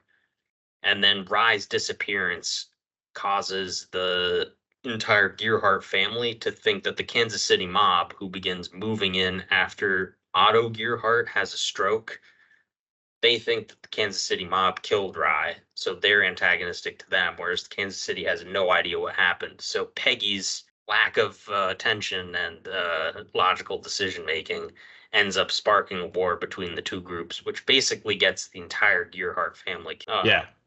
And one thing I mentioned before we started was that like the cops have no real bearing on the outcome here. The cops are just kind of observers, the same way that the aliens are observers. As much as they try to get ahead of the problems, they always fail. And they end up just having to look onward. Yeah. Yeah, exactly. This season absolutely is demonstrating. Oh my God, my computer just trying to look just off the rails. Yeah, I don't know how much of detail you want to go into. Like basically there's the build up to a mob war. Then there's several episodes of violence where one group retaliates against the other. The main enforcer of the Gearharts, which is Hansi Dent, who is like implied to be a half brother to the like main guys like Dodd, Bear, and Rye, randomly decides to go rogue and turn against the family, which the show breaks the fourth wall to directly tell the audience that we're unsure why he decided to turn face and become a heel and betray the family. And then Hansi becomes like the main mob boss from season one. The connections between season two and season one are basically just there for meme value, in my opinion. Like Lou Solverson is the main policeman in season two, but all he does in season one is serve people coffee and make reference to some terrible event that happened in Sioux Falls. So then in season two, Sioux Falls is just a bunch of people get shot and then aliens show up and a UFO saves Lou's life. Yep, exactly. There's a humongous shootout and he is guaranteed to be killed and then isn't because UFOs step in. So, I mean, if we're gonna try to like analyze and evaluate this, I mean, we can go in all sorts of different directions from this, but do you want to like discuss the end as well and then kind of like put that into big picture for like where this season belongs within the Fargo universe? Or Not sure what you mean. So like Hansi doesn't make it out. Hansi doesn't make it out. Or does he just disappear? No, they literally do it's a meme. It's another joke where Hansi does make it out and then he meets little Mr. Numbers and Mr. Wrench from season one. Remember them?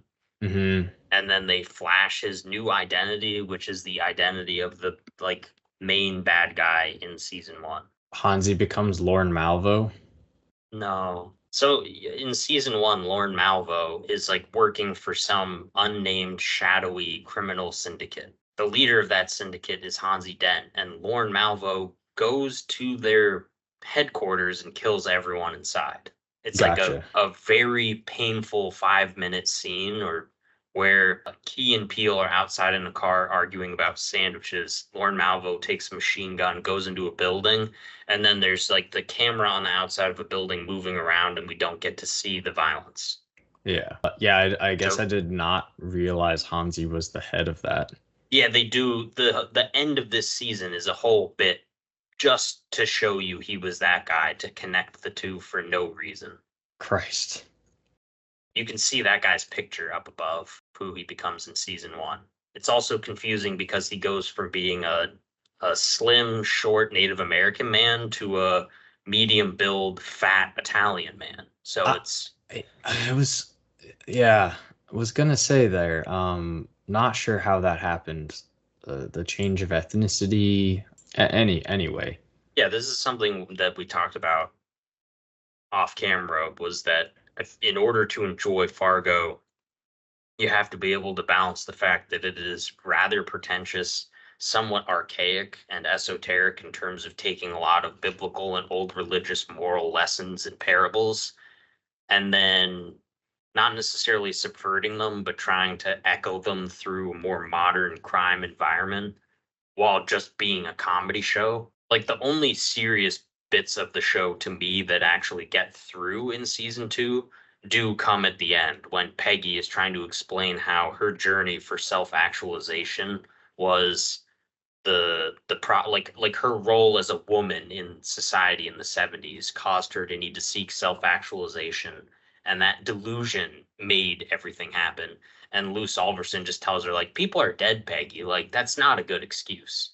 Like basically having these other goals are not an excuse for bad behavior, which is that is Peggy's journey through the whole season. And then also Hank, who's Lou's father-in-law, has the whole thing where he's trying to make a new language because he's frustrated in his life as an old cop who's unable he thinks the fundamental problem in life is that people don't communicate well, so he's working on making universal language, which is just like pictures of houses and trees. Like it's a noble goal, but it's just done in the most Fargo way where it's oh heck it's tree, oh yeah. It's just It's very weird, and it really actually like reminds me of Arrival in a lot of ways, like the language, like communicating with aliens, and then you have the alien like aspect in this show, and you're like, wait, is he gonna communicate with those aliens? And then they like kind of dip into that, but they don't really address it until season 3 in some ways. But I also wanted to talk about Mike Milligan, who is probably my favorite character in this season, but also he might be my favorite in all of the seasons. Although I'd have to think about season 5 a little more. But basically the show, like he is credited with just completely wiping out the Gerhardts, and then his prize is he's just like, all right, time to get in that office, buddy. You're a mid-level manager now. And he's like, what? They're like, yeah, this is your job now. And I don't remember if that's the last scene, but that's one of the final scenes of the show, or of this season rather. yeah, the And result of his hard work to try to take out or take over this like North Dakota mob is that he becomes a mid-level accountant in the machinery of the now legit Kansas City mob. mhm.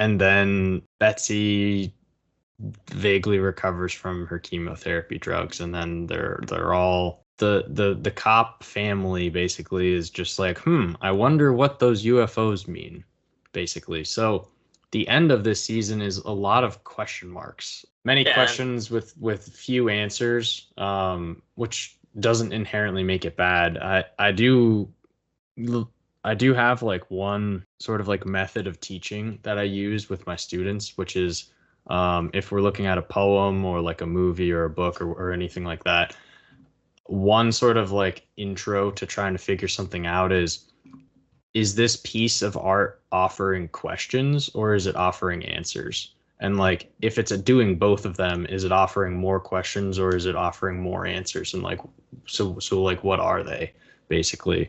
And I think this season is offering both, I would say.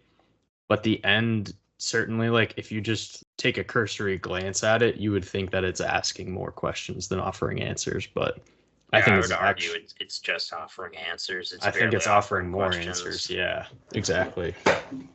Because like Um, there's so many elements to the show where it asks the question, it echoes that question through multiple episodes, and then some character has a monologue to answer the question, which is exactly. like Hank talking about the breakdown in communication, or Lou scolding Peggy about how she is deluding herself into thinking her decisions are either Bigger. logical or moral. I mean, there's even a side character, the girl who's like the cashier at the butcher shop who's reading Camus and talking about the absurd lack of meaning in life. And she Hmm. tells this to Betsy when she's looking after like babysitting Molly. And Betsy, who is currently going through a placebo chemo trial, she doesn't even know if she's getting real medicine or not. And so her life is in the balance of whether or not she's getting drugs to treat her cancer. She just immediately tells this girl, like, that's a bunch of nonsense. That Camus guy doesn't know what he's talking about. Of course, there's meaning in life. Just absolutely rejecting the fundamental question of whether or not she'll live or die or whether or not there's meaning. She just asserts that there is. And that's really the goal of the good guys in Fargo, is to try to assert some sort of moralistic virtue throughout. Whereas, all those other questions of like, when did Hansi turn? Why did Hansi turn? And the answer is just, oh, he turned because he was tired of being treated like a dog, because he was tired of racism. The same thing is true of Mike. The difference is Hansi molds the world in his hands through sheer violence, whereas Mike attempts to use violence to retake the world, only to be met with the fact that the world has grown up around him and he no longer has the ability to be a king in the North. Instead, he's just sent back to, oh, right, big business is taken over. The little guy loses. You're just a cog in the corporate machine. Welcome to America, buddy. Yeah. Played by, what's that guy's name? Bokeem Woodbine. No, not Bokeem Woodbine, the guy who plays his boss at the end. He's one of the directors on the show. Oh, what? Adam Arkin? Yeah, Adam Arkin. Holy shit. Yeah, Adam Arkin is a fairly prolific television director and Yeah. actor. Adam Alan Arkin's son, or no? Are they not related? I believe he is. Yeah, Gotcha. But I do want to come back to that thread of like the answers that it offers, because I think it's actually pretty clear at the end of this season that I'm trying to like reach some type of conclusion on this, but I think this is basically saying that life is not meaningless, but it is saying that a lot of life is out of your own control, and you trying to like stamp your own moralistic values upon an action is meaningless. Like things happen, and it's not like, how do I put this without sounding like depressing? It's not that things happen for a reason, things just happen. And like you reading into those things is like useless. Like the reason something happens is less important than it happens, and it's more about like your own response to that. Like it's not saying that life is meaningless. Like I don't get the sense that it's saying life is literally, meaningless. Betsy literally stares at the camera and refutes Camus' commitment to embracing the absurd. Like it definitely goes in the opposite Yeah, direction. I know, but like at the same time though, like Betsy and her family, right? She is kind of like the centerpiece of that family. The they're left just wondering like, okay, but like what the fuck? Why was there a UFO? Peggy answers that question. The UFO is going over and the Bloomquists flee the hotel and Ed is staring at the UFO like, Peggy, oh heck, and she just goes, yeah, Ed, it's a UFO. Come on, we gotta go. Just ignore coincidences. That's what the Right. show is telling you. Like, these things don't matter at all, and trying to piece them together meaningfully doesn't matter either. Right, which I think the show is also laughing with you, but also laughing at you of like, no, you need to stop approaching plot. You need to stop approaching like, but why did Hansi do it? It doesn't matter why he did it. He did it, right? Well, look at season one, the episode titles are all paradoxes, and season one Hmm. is supposed to be like in somewhat paradoxical, where the paradox is like why Lester is who he is and why he makes the decisions he does and how he becomes evil, essentially. Whereas season two is not as much about paradoxes as it is like these like look at the episode titles, for example. You have like the myth of Sisyphus, the gift of the Magi, the castle palindrome. Lop all lop. Yeah, lop lop, Sorry. which is just gibberish, literal gibberish. I mean, the one episode literally has Mike Milligan reading the Jabberwocky poem from Through the Looking Glass before they ride in to shoot a bunch of people. Like it's meant to show you that in these states of chaos there is some sort of through line, but the meaning itself does not inherently have anything to do with like the outcome. And that's why, Fargo's always about like the good guys being a family unit, which is just the same blueprint from the movie in season 1, happens in every other season. Not really season 4, but we'll get to that disaster when we get to it. Oh, yeah. Do you think this is a good time to bridge into season 3, or do you still feel like we need to kind of like tie a couple things up for season 2? Um, I mean, there is like sort of another major thematic element that is a through line through all of season 2 we didn't even mention because we didn't mention Floyd, the Gearhart patriarch, or Simone, the youngest of the Gearhart kids, who's a woman, which means she has, or actually no, she's Dodd's daughter, not Floyd's. That's right. But I mention them because there's this through line of feminism and these 4 female characters, Betsy, Peggy, Floyd, and Simone, who each try in their own way to like essentially grab power or hold on to power or take some sort of authority in their life, and they all fail for different reasons. Betsy is the most capable and Yeah. clearly most virtuous of the characters, but she's literally saddled with cancer, which is like, the universe's way of punishing her or holding her down, whereas Peggy is the one that gets in her own way by, committing murder. Floyd is the most complicated of the characters because she tries to step up and fill her husband's shoes, but is just thoroughly outmatched by the Kansas City mob.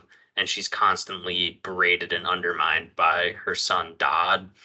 And then Yes. ultimately she's killed by Hansi. And so she ends up like just not really playing an important role in the story because of all the other moving pieces around her outflanking her.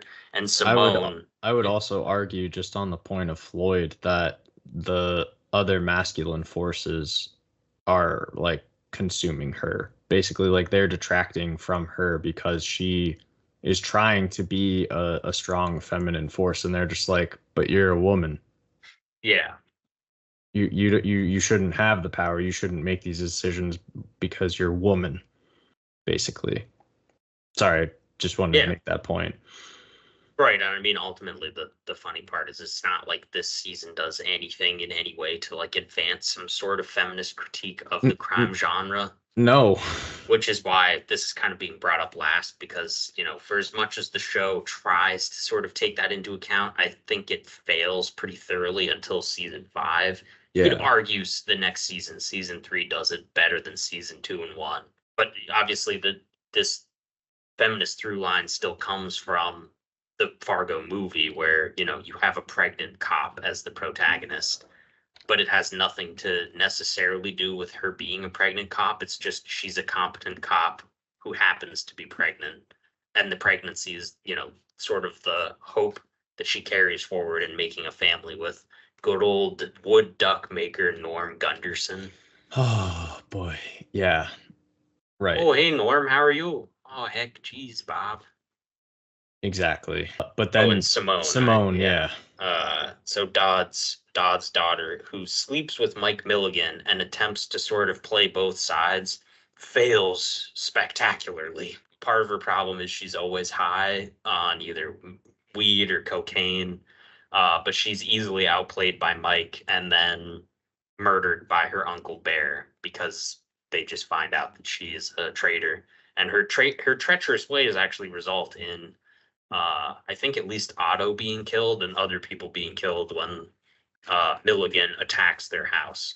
Yes. It does result in that. So like archetypically, I think the show sets out on like a good footing of trying to demonstrate these different sort of female archetypes, but then yeah, it really struggles with advancing them into any type of meaningful sort of message, and then it just completely relies on like the tropes of those female archetypes. Somewhat. I mean, there's a lot going on this season, so I think the ideals are still well placed, especially with like Peggy is an excellently written character. It's Yeah. just for the peak of her character or the climax to be her explaining her dream of self-actualization and Lou then just pulling that dream down and being like, Peggy, there's 20 people died. Yeah. Right. Reality steps in. The violent and harsh reality of the world steps in. Yeah, and that's a huge part of all of Fargo and to a lesser extent the Coen brothers work where, people's wants, dreams, and desires pales in the face of want and violence, which is an inherent part of the human condition. And I mean, Fargo makes that abundantly clear with its endless references to old myths and biblical stories. Yeah, I think this is a perfect time to launch into season 3, sorry, and I don't know, maybe address some threads or simply just start talking season 3, if you will. Oh boy. Yeah, season 3. If season 2 seems a bit murky, season 3 is even more archaic and Yes. asking of questions. I mean, God is literally in the season, so that's a problem. It appears to be the old Jewish God instead of the happy New Testament God, although he does show some symptoms of being loving. What do you mean? He Um, smiles a lot. he literally summons the hordes of ghost Cossacks and dead villagers to murder Yuri in a bowling alley. It's a very strange season. Just a complete nod to the Big Lebowski, but then it just goes, God goes, here I go killing again. Yeah. And then you Yeah. have VM Varga, the literal manifestation of just gluttony and purging in order to replace whatever was consumed with more gluttonous ventures. Yeah, I think the one of the weaknesses of season 2, which I think is probably still my favorite of the Fargo seasons, is Yeah. that it splits up the villain into 3 pieces. So Mhm. Mike Milligan is excellent just because he's written the best way and acted, I think, the most fun manner. Hansi Dent and Dodd don't really have a lot to work on. Like Hansi is just an exciting character, whereas Dodd is very stale. Season 3 brings it back to there's just one bad guy and he seems to control the entire internet and he just speaks purely in myth. Like he just makes shit up and people are like, what are you talking about? He's just like, yeah, 9/11 didn't happen. He doesn't say that, but he does just say like He does conspiracy theories intermingled with truths and half truths. Yeah. All the while, like you said, gluttonous, like he just eats huge meals and then throws them up the same way that he spews bile when he tells people stories. Acted expertly as well by just like David Flawless. A Brit with just disgustingly like huge gaps in teeth. Like he's just stained over and over again easily with like cigarettes and tea. And then there's just those close ups of his teeth or like him superimposed just going. And you're like, oh my God, please, enough of that. Yeah, I mean, he is obviously the clear antagonist, but then you have these 2 twin brothers, the Stussies, Emmett and Ray Stussy, they kind of oscillate in like moral ambiguity in a lot of ways just between the 2 of them. And then, yeah, I mean, as you expertly outlined before, you have the cop collective, right? However, in this one, Gloria Burgle, actually no, Gloria Burgle is just like very similar to the way that the cops function in the other one. Like they even like reference the fact that she is a bystander by the fact that she like can't interact with like what are those called? Like sensors, like she can't open like an automatic door. She can't get water to come out of the detection faucets. Yeah, and you're left wondering why that is, but also I think it is just acknowledging that like the cops are kind of like just flies on the wall in some way. Yeah, I mean her story is basically filled with self-doubt. Like she just doesn't really believe in herself for a variety of reasons, and by the end then she is instilled with a sense of purpose and determination, which goes up against VM Vargas. He tells you what reality is. Yeah, the only other sort of collective here that we did not mention, aside from Emmett Stussy, who, all right, Emmett Stussy is the CEO of a company, right? He's the parking lot king of Minnesota.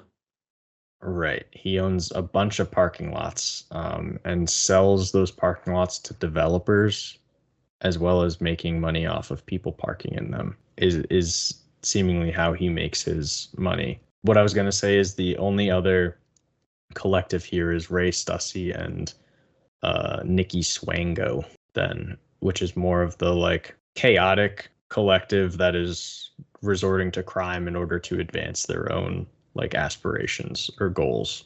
Yeah, Ray and Nikki are just Ed and Peggy. Yeah, exactly. Reskinned and retooled. Right, and then you have Mr. Wrench also in this season, who is a callback from season 1. A meme. Yeah. What do you need?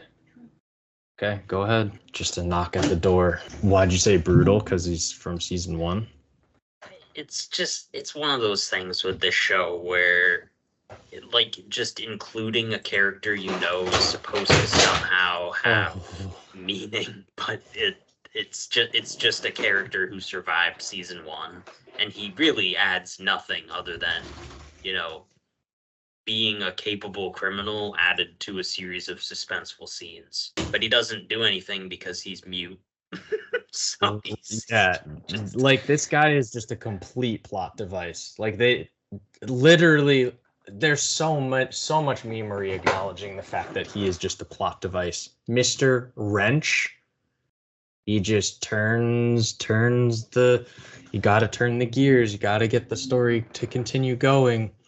Oh, Nikki needs help. Okay, Mr. Wrench, we need you. Like, he doesn't even talk, doesn't even have the capability of talking. Crazy. Yeah, I mean the season I still enjoy, but it is far less clear or straightforward than the previous two. Like there's a whole episode where Gloria is just in LA learning about her stepdad, Ennis Stussy / Thaddeus Mobley. Yeah, let's not talk about that episode. Okay. I mean, other than that, like the season starts the same way. Like the first few episodes are concerned with an old beef between Ray and Emmett Stussy, both played by Ewan McGregor, where Ray is a parole officer and obviously Emmett is a successful businessman, and Ray is frustrated, like hates Emmett because Emmett got a extremely valuable stamp, whereas Ray got an old beat up car when their father died, and somehow Ray feels that determined his entire life path to be a schlubby parole officer. Well, But also Emmett did like misrepresent what was it? He like misrepresented a trade where he was like, "No, I'll take the stamp. You can have this car." Like I'm pretty sure that he does just convince him to trade with him, and then he got the stamp.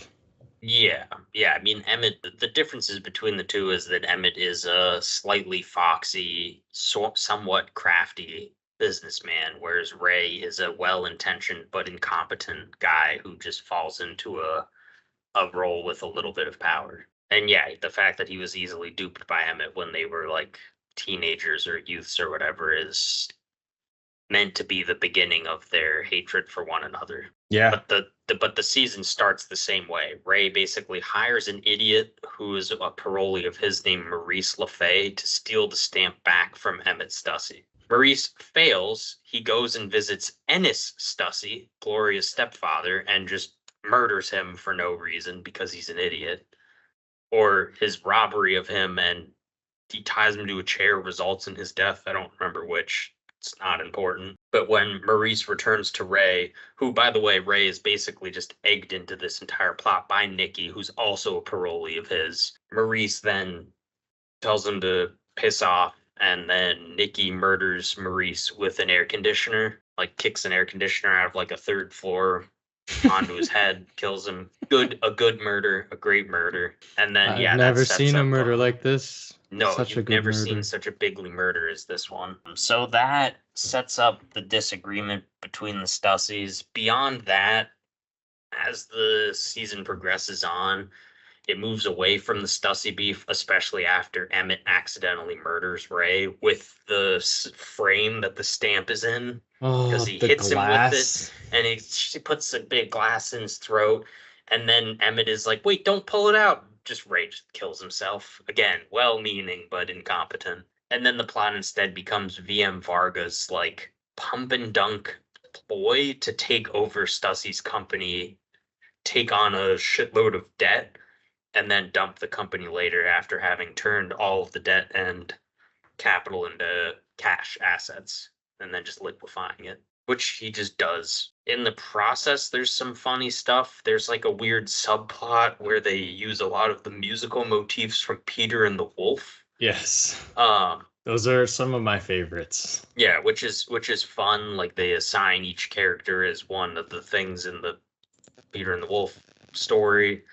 Ultimately has no real bearing. Swango eventually just like murders all of VM Varga's associates with the help of Mr. Wrench, and then they part their separate ways. VM Varga just like gets away with everything. Then there's a time jump in the final episode. Emmett is like living by himself with his family, and Nikki hunts him down and murders him, and then I think is arrested. And then VM Varga ends up in an airport being held by Gloria, who got fired from being a police officer because her boss was a jerk. And then she's like, "You're going to get arrested." And he's like, "No, I'm not." And then it ends. Yep. Oh, and in between, Gloria meets God a couple of times. Nikki meets him in a bowling alley. And there's a side character villain named Yuri, who's like a war criminal from the... Who wears a wolf like headdress? Like, Yeah, not well, just the a wolf. hat. Just Yeah, with the wolf thing from the Peter and the Wolf again. And yeah, God kills him in a bowling alley. right. It's like this weird reference to the fact that he's carrying all of the sins of his ancestors, and also may have been there when it happened, and then they all exact vengeance upon him through like a photograph. Somehow they come back from God and then murder him. The bowling alley stuff is really fun to watch, but literally meaningless and didn't need to be there. Yep. A lot of memes. A lot of memes. Oh, and there's Cy Feltz, Michael Stuhlbarg, I believe is the actor's name, who's great in actually a couple of Coen Brothers movies, but he's just like a funny side character that I think ends up in a coma because VM Varga poisons him. Yeah, what happens with the car? Isn't there something with the car? Yeah, he's in a car and he's poisoned. Not important. Yeah. Just felt worth mentioning. He was a funny character. He's definitely a funny character. So like, I mean, we absolutely blitzed through this season, but that's honestly completely fine. I mean, this season definitely lost viewers. Like its intentional lack of clear direction is pretty challenging. Oh no, you know what I just read? What? Cannon fodder? No. Don't, please. Not like this. The beginning episode of the show I forgot about this season. In East Berlin, 1988, a man is falsely accused. Just almost has no bearing on anything. Well, it does. It sets up part of what the season is trying to be about, which is more deeply about the nature of truth and how reality is essentially formed. Where the two forces that eventually collide are the forces of Gloria Bergel and VM Varga, where VM Varga believes you can just mold reality around yourself with words, even though his fundamental goal is he's basically just a very sophisticated robber. Yeah, it also gave an opportunity to do a fade in of like a tree outside, which then turned into a picture in the next scene. That was the opening of this season. But yeah, we probably didn't mention it yet, but the art direction, visual style, and editing of this show is always top notch. Like it keeps things flowing very well. The cinematography is more or less mediocre, but the actual like art direction, production value, and yeah, like I said, editing is all top of the line. Let's discuss the like bigger picture stuff of this, and then I think we should take a break before launching into the final two. I think that this does end in a similar way or on a similar note to season 2 in a lot of ways. However, this one is less like it more ends on like a cliffhanger, right? With Burgle obviously in like a room with VM Varga, and you're unsure whether or not he is going to be like convicted or will be let go. But I like that it ends that way just because it allows you to kind of like explore both of those sort of realities, and you have to kind of play mathematician by trying to figure out, okay, based on all of the premises, will he actually be let go, or does Gloria have something on him? Is she pregnant at the end of this? No. Oh, okay. There's honestly too many pregnant cops that I get confused. Somehow I thought that she was. She has a kid in the whole season. Right, and they constantly eat just garbage food and milkshakes. Oh heck, we should get a burger after school today. A burger and fries sound really good right now. Yeah, they heck about with junk food. That's the Fargo way. Man, that makes me want a burger very badly. I Yeah. didn't eat today. Oh my god. There are aliens in this one as well, which we did not discuss. There are, aren't there? Like, doesn't her dad, isn't he like frozen or something in Aliens? What? Her stepdad was like a science fiction writer. Yeah, he had experiences with aliens. I didn't remember any of that.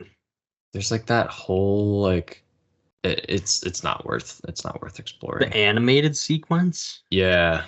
That's like a short story that he wrote. It's not that there are aliens, but there are just aliens because they insist on making the Fargo universe interconnected. I thought that they were like referencing the fact that he was touched by aliens or something like that. I don't remember that. Maybe they mentioned that. Like very loosely they does she have a mom? Yeah. Personally, like one of my readings that I always found fascinating of this season is that she is part alien. Wow. Well, then I guess this is the strength of the season because I didn't take that away at all. Like mostly just because I'm not saying that that's definitive. I'm more saying like I think that was an idea I had after I first watched it this whole season. But like because she can't interact with like all of the auto like things, like she's like not human. Like she doesn't like appear on like sensors that she can't be picked up on. She doesn't have a mom. I mean, maybe her mom is referenced, but I always felt like I forget exactly the scenes that hinted at this, but it always felt like her father had interactions with aliens and that he wrote the story because of that, because of like his memories that either he didn't have full memories of or they just like came back almost like flashbacks, and then he wrote that. But I always felt like it was kind of like subtly hinting that she is like almost not of this world, like she's alien. Oh. I don't know if that makes any sense or if it's just incoherent nonsense, but it makes meshes. sense. It's not that I didn't. That's not how I interpret a single thing from this season. It meshes with the idea from season 2 that the cops are basically just like the aliens, where they observe and they like loosely intervene at random times, but they're mostly just kind of like observing and cleaning up the aftermath of bloodshed of humans.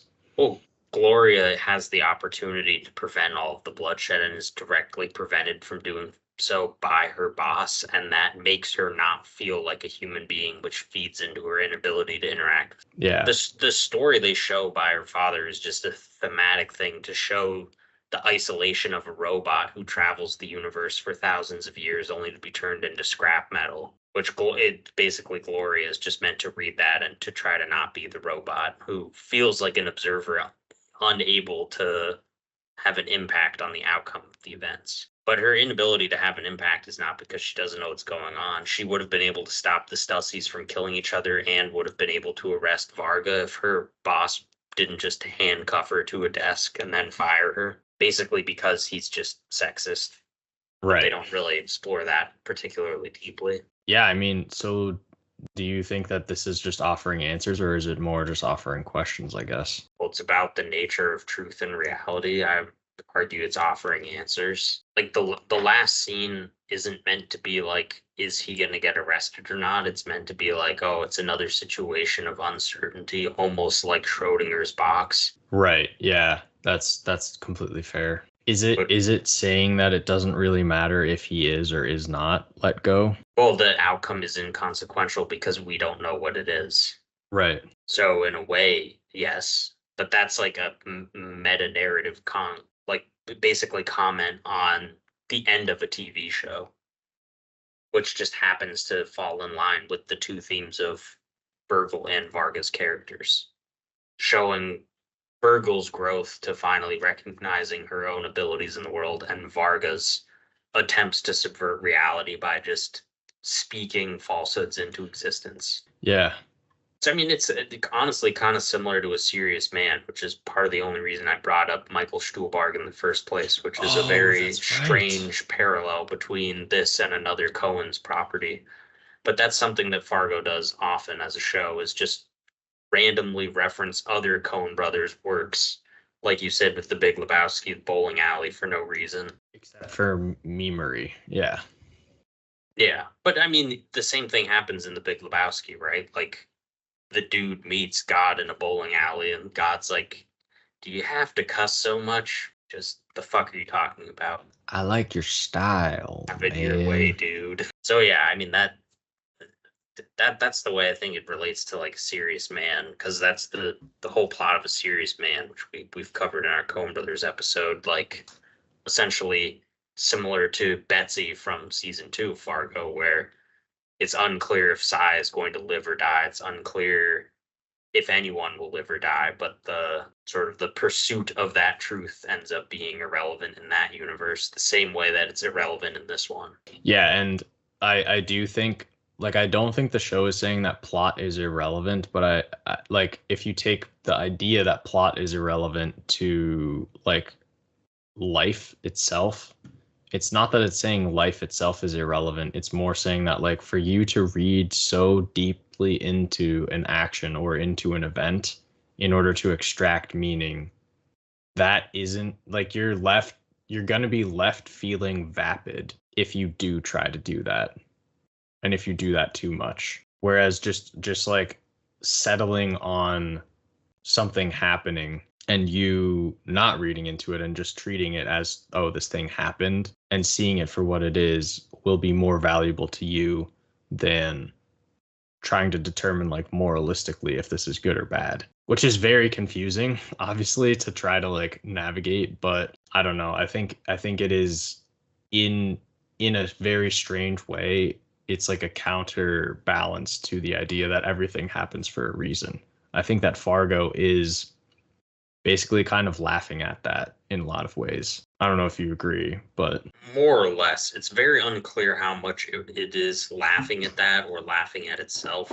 Like, right. Fargo as a show it's very difficult to tell how in on the joke it is, especially with how bad season 4 ends up being, because clearly they're not in on the joke that season 4, like, that they just made a bad season of television.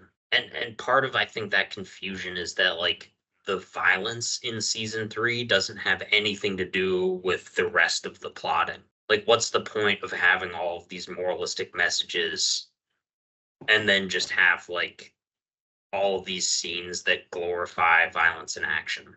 Yeah, it's very true. It doesn't have an answer for that. No, it doesn't. Which is even stranger still by the fact that then it I guess it does have an answer for that, which is why God shows up and punishes Yuri. Essentially, it's saying that the violence is righteous, which is in direct contrast with season 2, where it's like, violence is totally random. Fuck it, let's have fun. That's true. This one does get a little bit more on its high horse with violence.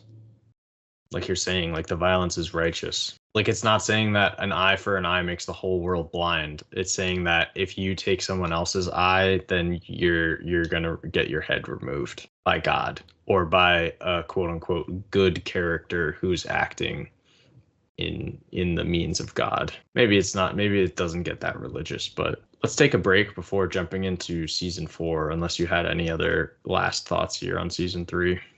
Thaddeus Mobley, Mo Damick, Mimo. Just characters' names that I wasn't sure if I mentioned. You did mention Thaddeus Mobley, the Ennis guy. It's just a funny name. I mean, in a show filled with memes, having a character whose name is never said called Mimo is you have to think they're in on the joke. You have to think they'd know. Maurice LeFay is a great name as well, but yeah, Mo Damick. Also, you didn't put up the homie from the hockey coach from Letterkenny. I just casually saw on the Wikipedia page that guy's character, the Burgle's bungling partner, was supposed to be Jim fucking Gaffigan, but he couldn't be in it because of scheduling issues. Nemo. Let's take a pause here. Remember season 2 of Fargo? Remember Mike Milligan? That's what this whole season is about. Season 4. Hey, look, we did the thing. I have Mike Milligan as my background, and you have young Mike. The reveal is very painful. All right, welcome back to Fargo Art Fisher podcast. We're gonna hopefully blitz through season 4 and get on to season 5, and then talk our final takeaways from Fargo. I did also want to mention that I know Nolan and I can sound hypercritical, but obviously, we are discussing something, so at times it can come across that we don't like something, or what's the point in even watching it. But Fargo, by and large, is enjoyable. Like, it is an enjoyable show to watch. However, season 4 is not. So I don't want to just do a dunk fest, but this might turn into a dunk fest on season 4, unfortunately. Where do you want to start with this? Well, based on what you just said, like, did we ever release the episode where we were talking about TV on the whole as a medium? God only knows. Yeah, that's who's to say. So many thousands of episodes released. We don't know our own work at this point. The only reason I ask is because, like, that's a good boilerplate sort of conversation we had about, like, what we think is a good versus a bad TV show. And by and large, my criticism is that most TV is bad. In this case, bad means, empty calories for your brain. Like, you're just really putting your own brain to sleep. You're turning it to mush slowly but surely. For a variety of reasons. I think the best criticism I can offer most TV is that it's very procedural and very formulaic, and so you're just getting the same bite-sized, manipulated forms of emotion posed as entertainment over and over again, with probably the most malicious variety being the procedural TV cop drama. And for the most part, Fargo is just miles above that. Yes. The dialogue is fresh, like we talked about previously. The art direction is really good. It makes a lot of those very formulaic TV shows look like kids stuff. The characters are interesting. Their interactions are thoroughly entertaining, and it can get away with having aliens or having God murder a Russian war criminal. Like, there's a lot of great elements of Fargo on the whole, and season 4 essentially acts as I don't know if I'd say it's a mirror, like holding a mirror up to the show, or just being too self-aware, or like the best way I've had it described to me is that season 4 is like a film negative of Fargo, or it's like a spoof of Fargo. It feels extremely heightened and stilted. There are characters who exist only because they're strange and quirky, and they serve no real relevance to a story or a theme. The actual messaging and themes of the season have already been done, and done more effectively and more thoroughly in previous seasons, particularly in season 2. There's entire plot lines that start in the middle of action and go nowhere, and that's kind of the whole point of the season, but that to watch it is very frustrating because there's no real good start point, and the end point kind of just leaves a bad taste in my mouth. Maybe there were other people who really enjoyed the season because they just like the idea of something being quirky the same way that you would watch Wes Anderson and label it as quirky, and that's why you like it, because it's just an aesthetic thing for you and you have no deeper evaluation. Which is fine. If you enjoy something, you enjoy something. To be clear, we're not we're not setting out to make fun of you liking something as well. Maybe you're not.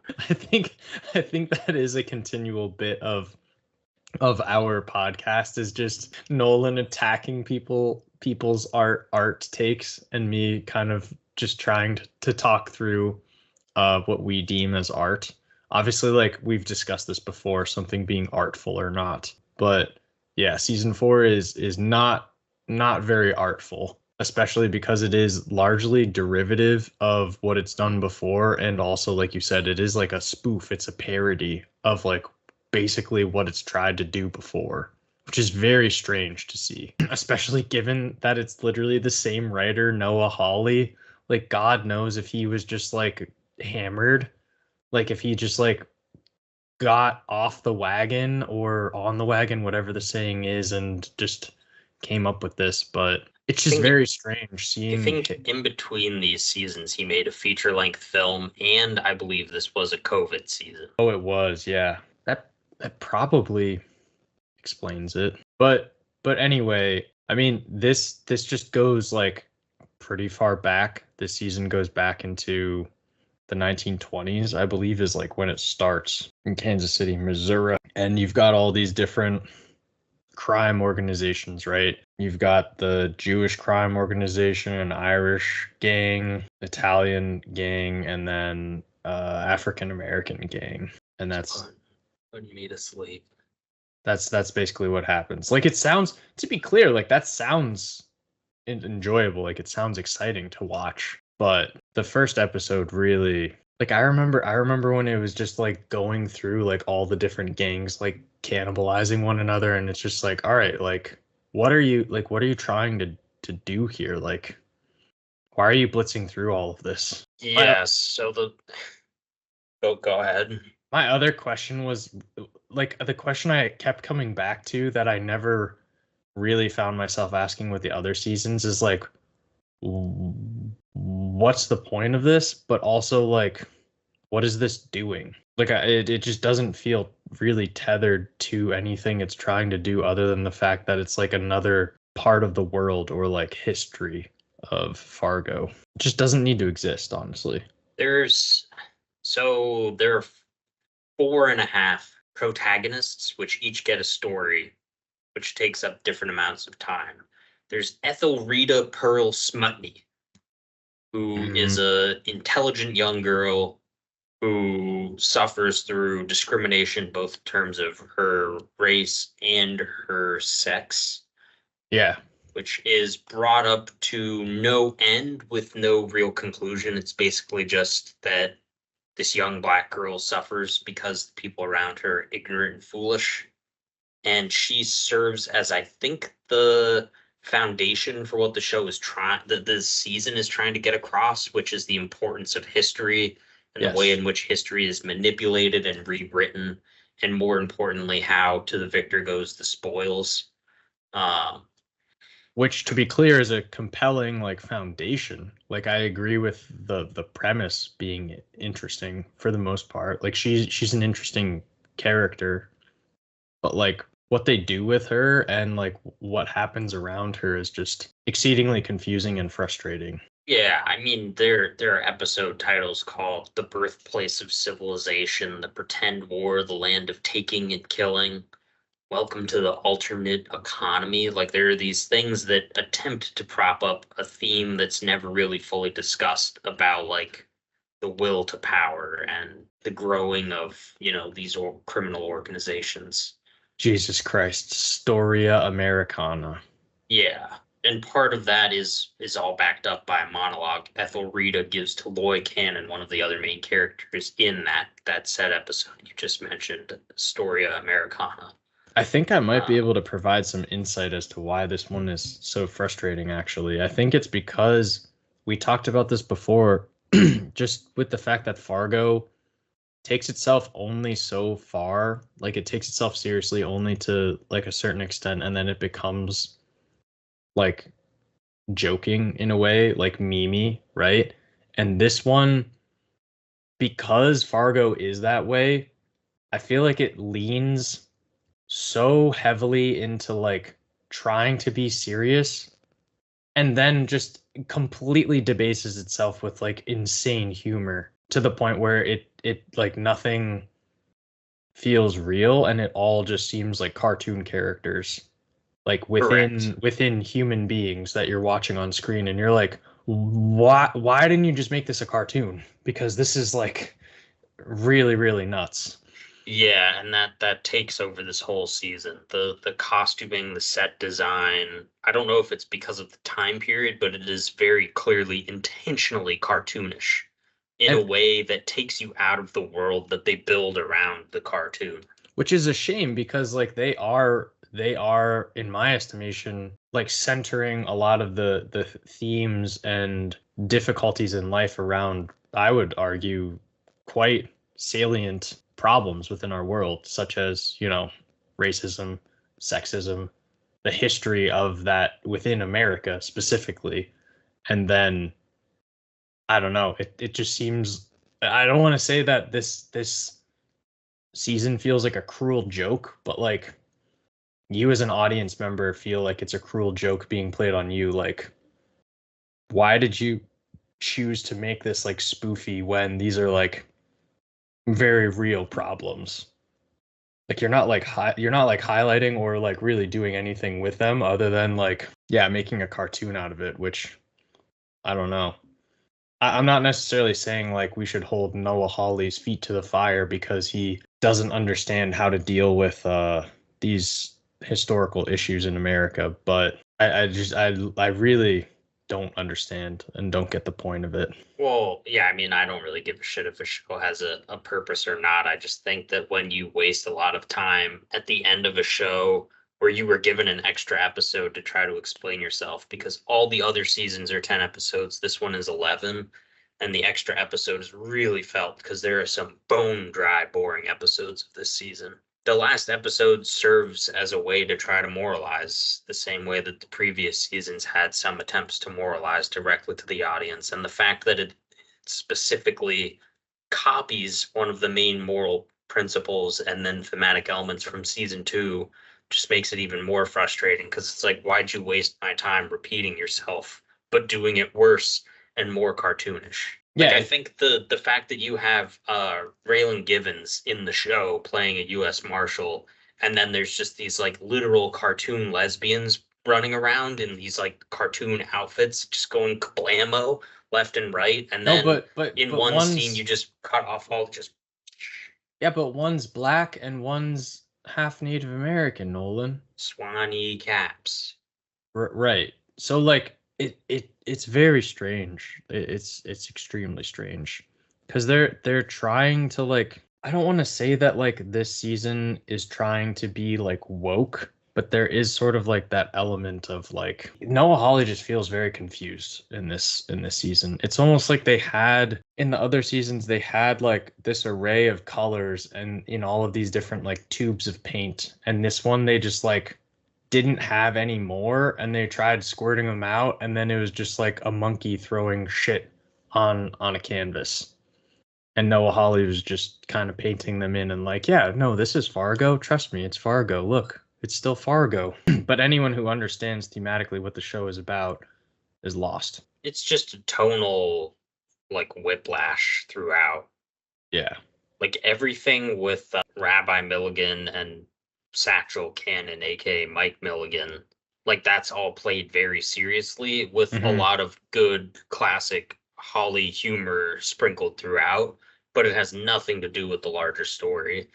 Then you have Otis Weff, who's just this like strange, cartoonish, corrupt cop who has like ticks that are played for laughs, but then they try to be like, he has PTSD. War is real. It's all part of history. It's all connected. And then you just have the angel of death nurse completely unrelated to everything, but she's the Peggy Bloomquist type who, like, she murders the head of a crime family that sets off all the events, and then they keep bringing her back for no reason to have weird sex scenes with a completely out of place, miscast, and poorly acted Jason Schwartzman, who plays opposite his mostly Italian brother Gaetano Fada. And every scene that those two are in together is either played completely seriously and the acting is bad because it's just a poor performance, or it's played completely for laughs and it's more like the Three Stooges than it is anything else. And then in the middle of it all, you have Chris Rock being like basically like trying to just keep his gang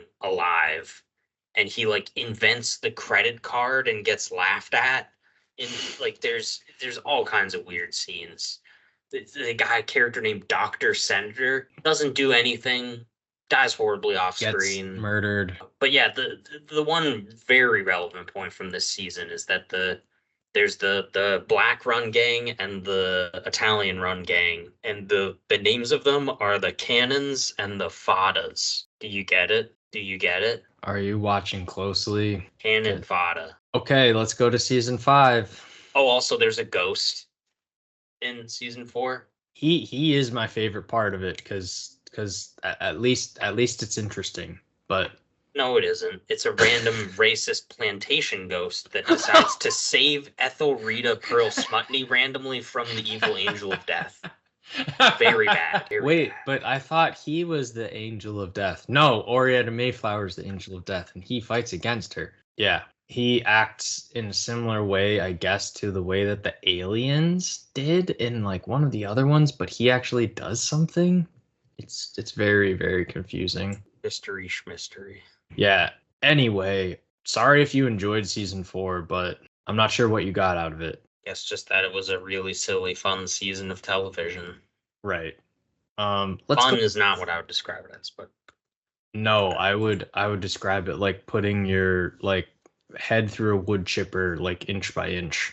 But yeah, speaking of wood chippers, no, I don't want to go back to the movie. Season 5 of Fargo. Finally, we got through season 4. My God. Season 5 somehow just completely back on course. Same writer as well. God knows what happened. Several years of time went by. Yeah. And where is this one? Like location wise? Minnesota. Like near St. Paul, I believe. Right. But then it's also all across North Dakota, which is where Roy Tillman is. That's right. Yeah. This one is both back on course with the show and also is like kind of like a brother, I would say, in some ways to season 1. It very much is season 1 itself, but also is doing something new, something fresh. It certainly goes back to the basics with its repeated visual allusions to the film of Fargo, but also by simplifying the storyline and reducing the number of characters. It seems very clear that Holly got a lot of criticism for season 4. Mm-hmm.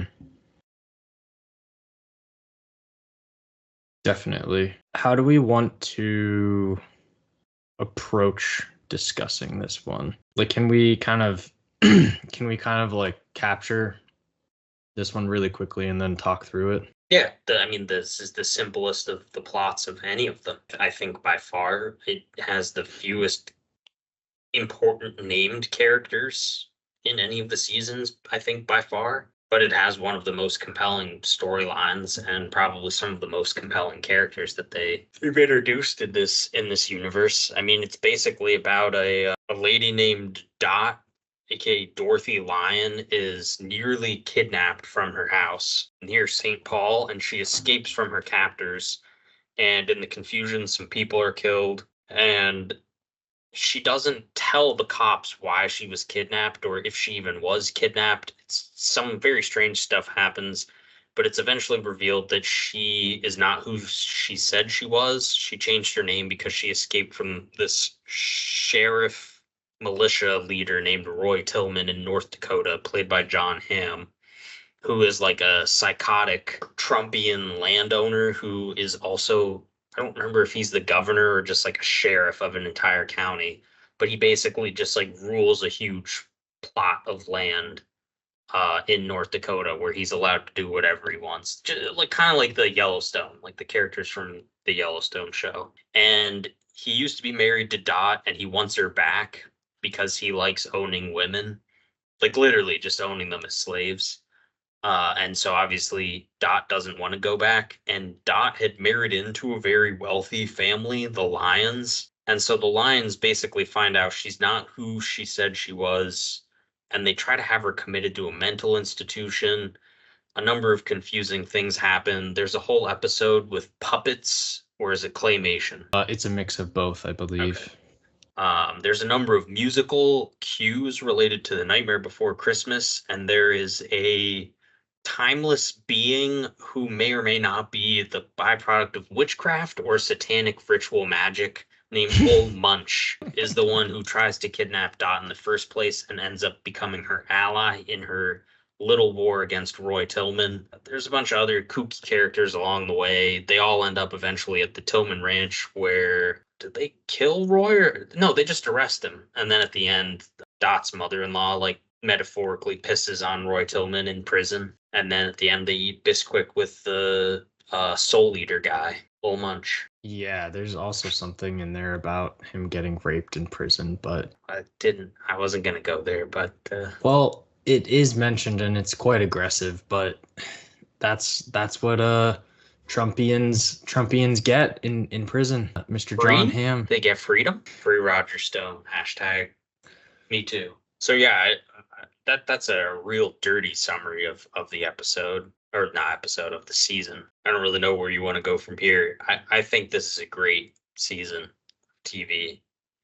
Yes. Dorothy's a very compelling character who, was in an abusive slave-like relationship with Tillman. Her record of abuse experience of abuse is never made too explicit, but they at least do a good job of supporting it in a way that actually feels like a well-written feminist storyline, unlike all 4 previous seasons, which attempt to do so and fail. Yes. The inclusion of Ol Munch is goofy, but in the end, I think actually works really well, especially with the final episode being titled Bisquick, where Dot and her family sit this man down, and he explains that he literally is a timeless being who was sent, like he was cursed in his existence to eat other men's sins for centuries. And so they make him Bisquick pancakes, and they're like, oh, just eat the pancakes, just have a good time. And it just ends with him smiling, just eating it and smiling. Yeah. No, goes back to its roots. It's about simple family Bisquick. Exactly. Just spend time with your family and eat good food and smile because you get to all be together and you get to eat something nice. Smile because it's happening. The puppet episode is good. Good twist at the end. She thinks she rescued one of Roy Tillman's other wives, but it turns out she was dead all along. There's a couple nice cops introduced who don't really have much importance to the plot, but they're fine characters. The cops? Yeah. Well, yeah, similar to all the rest of Fargo. Sorry, I was trying to change my background for like the last 5 minutes and none of them worked for some reason, but this is Old Munch behind me here. That I originally tried having him, then I went for Dot and it's not working out, but it's not important. Yeah, Dot, Munch, and Tillman are clearly kind of like the big 3 characters within this season, and I think where the other seasons were enjoyable as well as where they would get off track was actually because there were too many characters or too many ideas that kind of you got lost in the sauce of what you were watching, and the writer also got a little lost in the sauce with either having too much fun or kind of losing the thread of the ideas that they were trying to navigate. And like you said before, I think this one, the beauty is in its simplicity with the characters and really like scoping in on them. I mean, they still have funny names, obviously. It wouldn't be Fargo without that. But no, I think that every character that's in this is used properly, I would say. I don't know, maybe you could examine like a couple and excuse me, disagree. Like Lars Olmsted is kind of useless, but like Gator Tillman, a secondary character, I think actually has like a really strong arc and is enjoyable to see kind of like his decision making and how that actually impacts the overall plot as well as the different characters. I don't know Yeah. why. I don't know why, but seeing Danish Greaves' face just reminds me of Lynch, of David Lynch. I mean, that is the necessary meme character of the season. And it's tough to label him as that, given that Old Munch is hundreds of years old and Gator Tillman is just like a series of douchebag memes combined into a single person. But um, Gator. yeah, played by Joe Carey of Stranger Things fame. He does a great job in this. I really like his acting and character, but Yeah, one of the only good um actors from Stranger Things. Thank goodness he's still getting work. is is he? He's in Oh, this. you mean the fact that he's in this, yeah. Yeah, I'm just taking Um just taking shots across the deck at Stranger Things because it's funny to me that people like that show. Jennifer Jason Leigh is Lorraine, right? Yeah, yeah, she Yeah, puts in a great performance. she absolutely murders that. I Um would argue this is the first season since season one that actually evolves and attempts to grow off of ideas from the movie.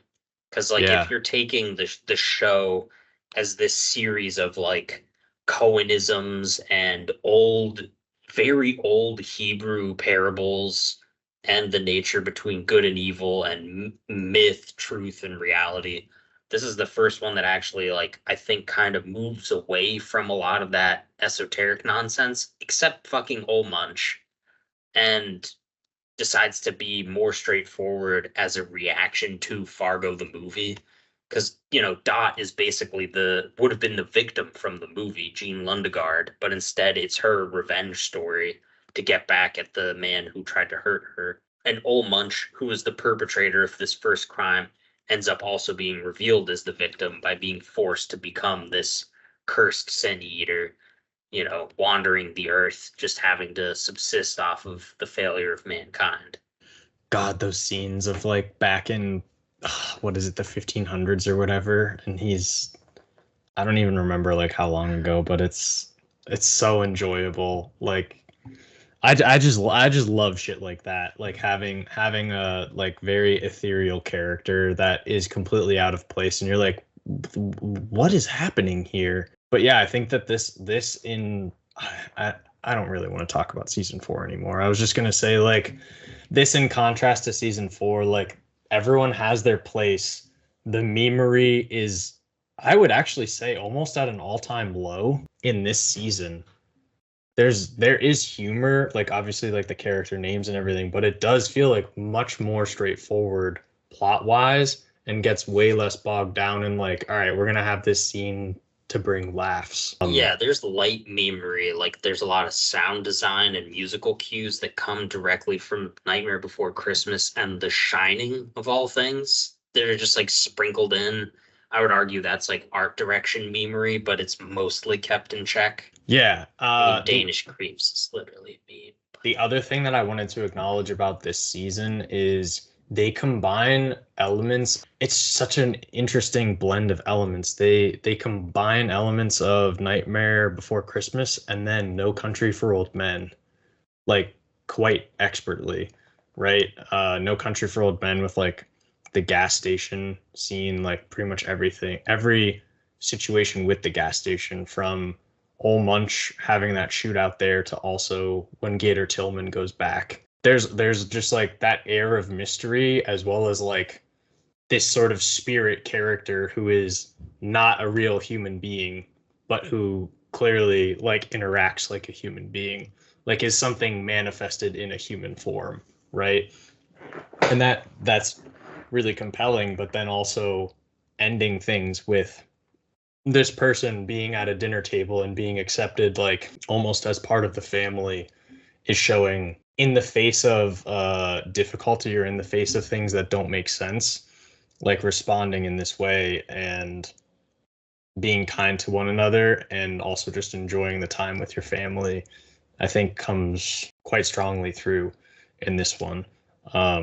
Sorry, I got distracted because I was also thinking about the pretty aggressive scenes with her and John Hamm, Juno Temple and John Hamm. And yeah, that episode that's claymation and puppetry is a real work of art, honestly. The fact that they decided to do that and show it that way, I think is even stronger than having the actors on screen to demonstrate domestic violence and abuse and basically treating one's wife as a slave. Anything else about the season before we want to talk kind of like big picture stuff on the movie and show? No, I think I've said all I want to say about it. Yeah, Don't same. need to belabor the point.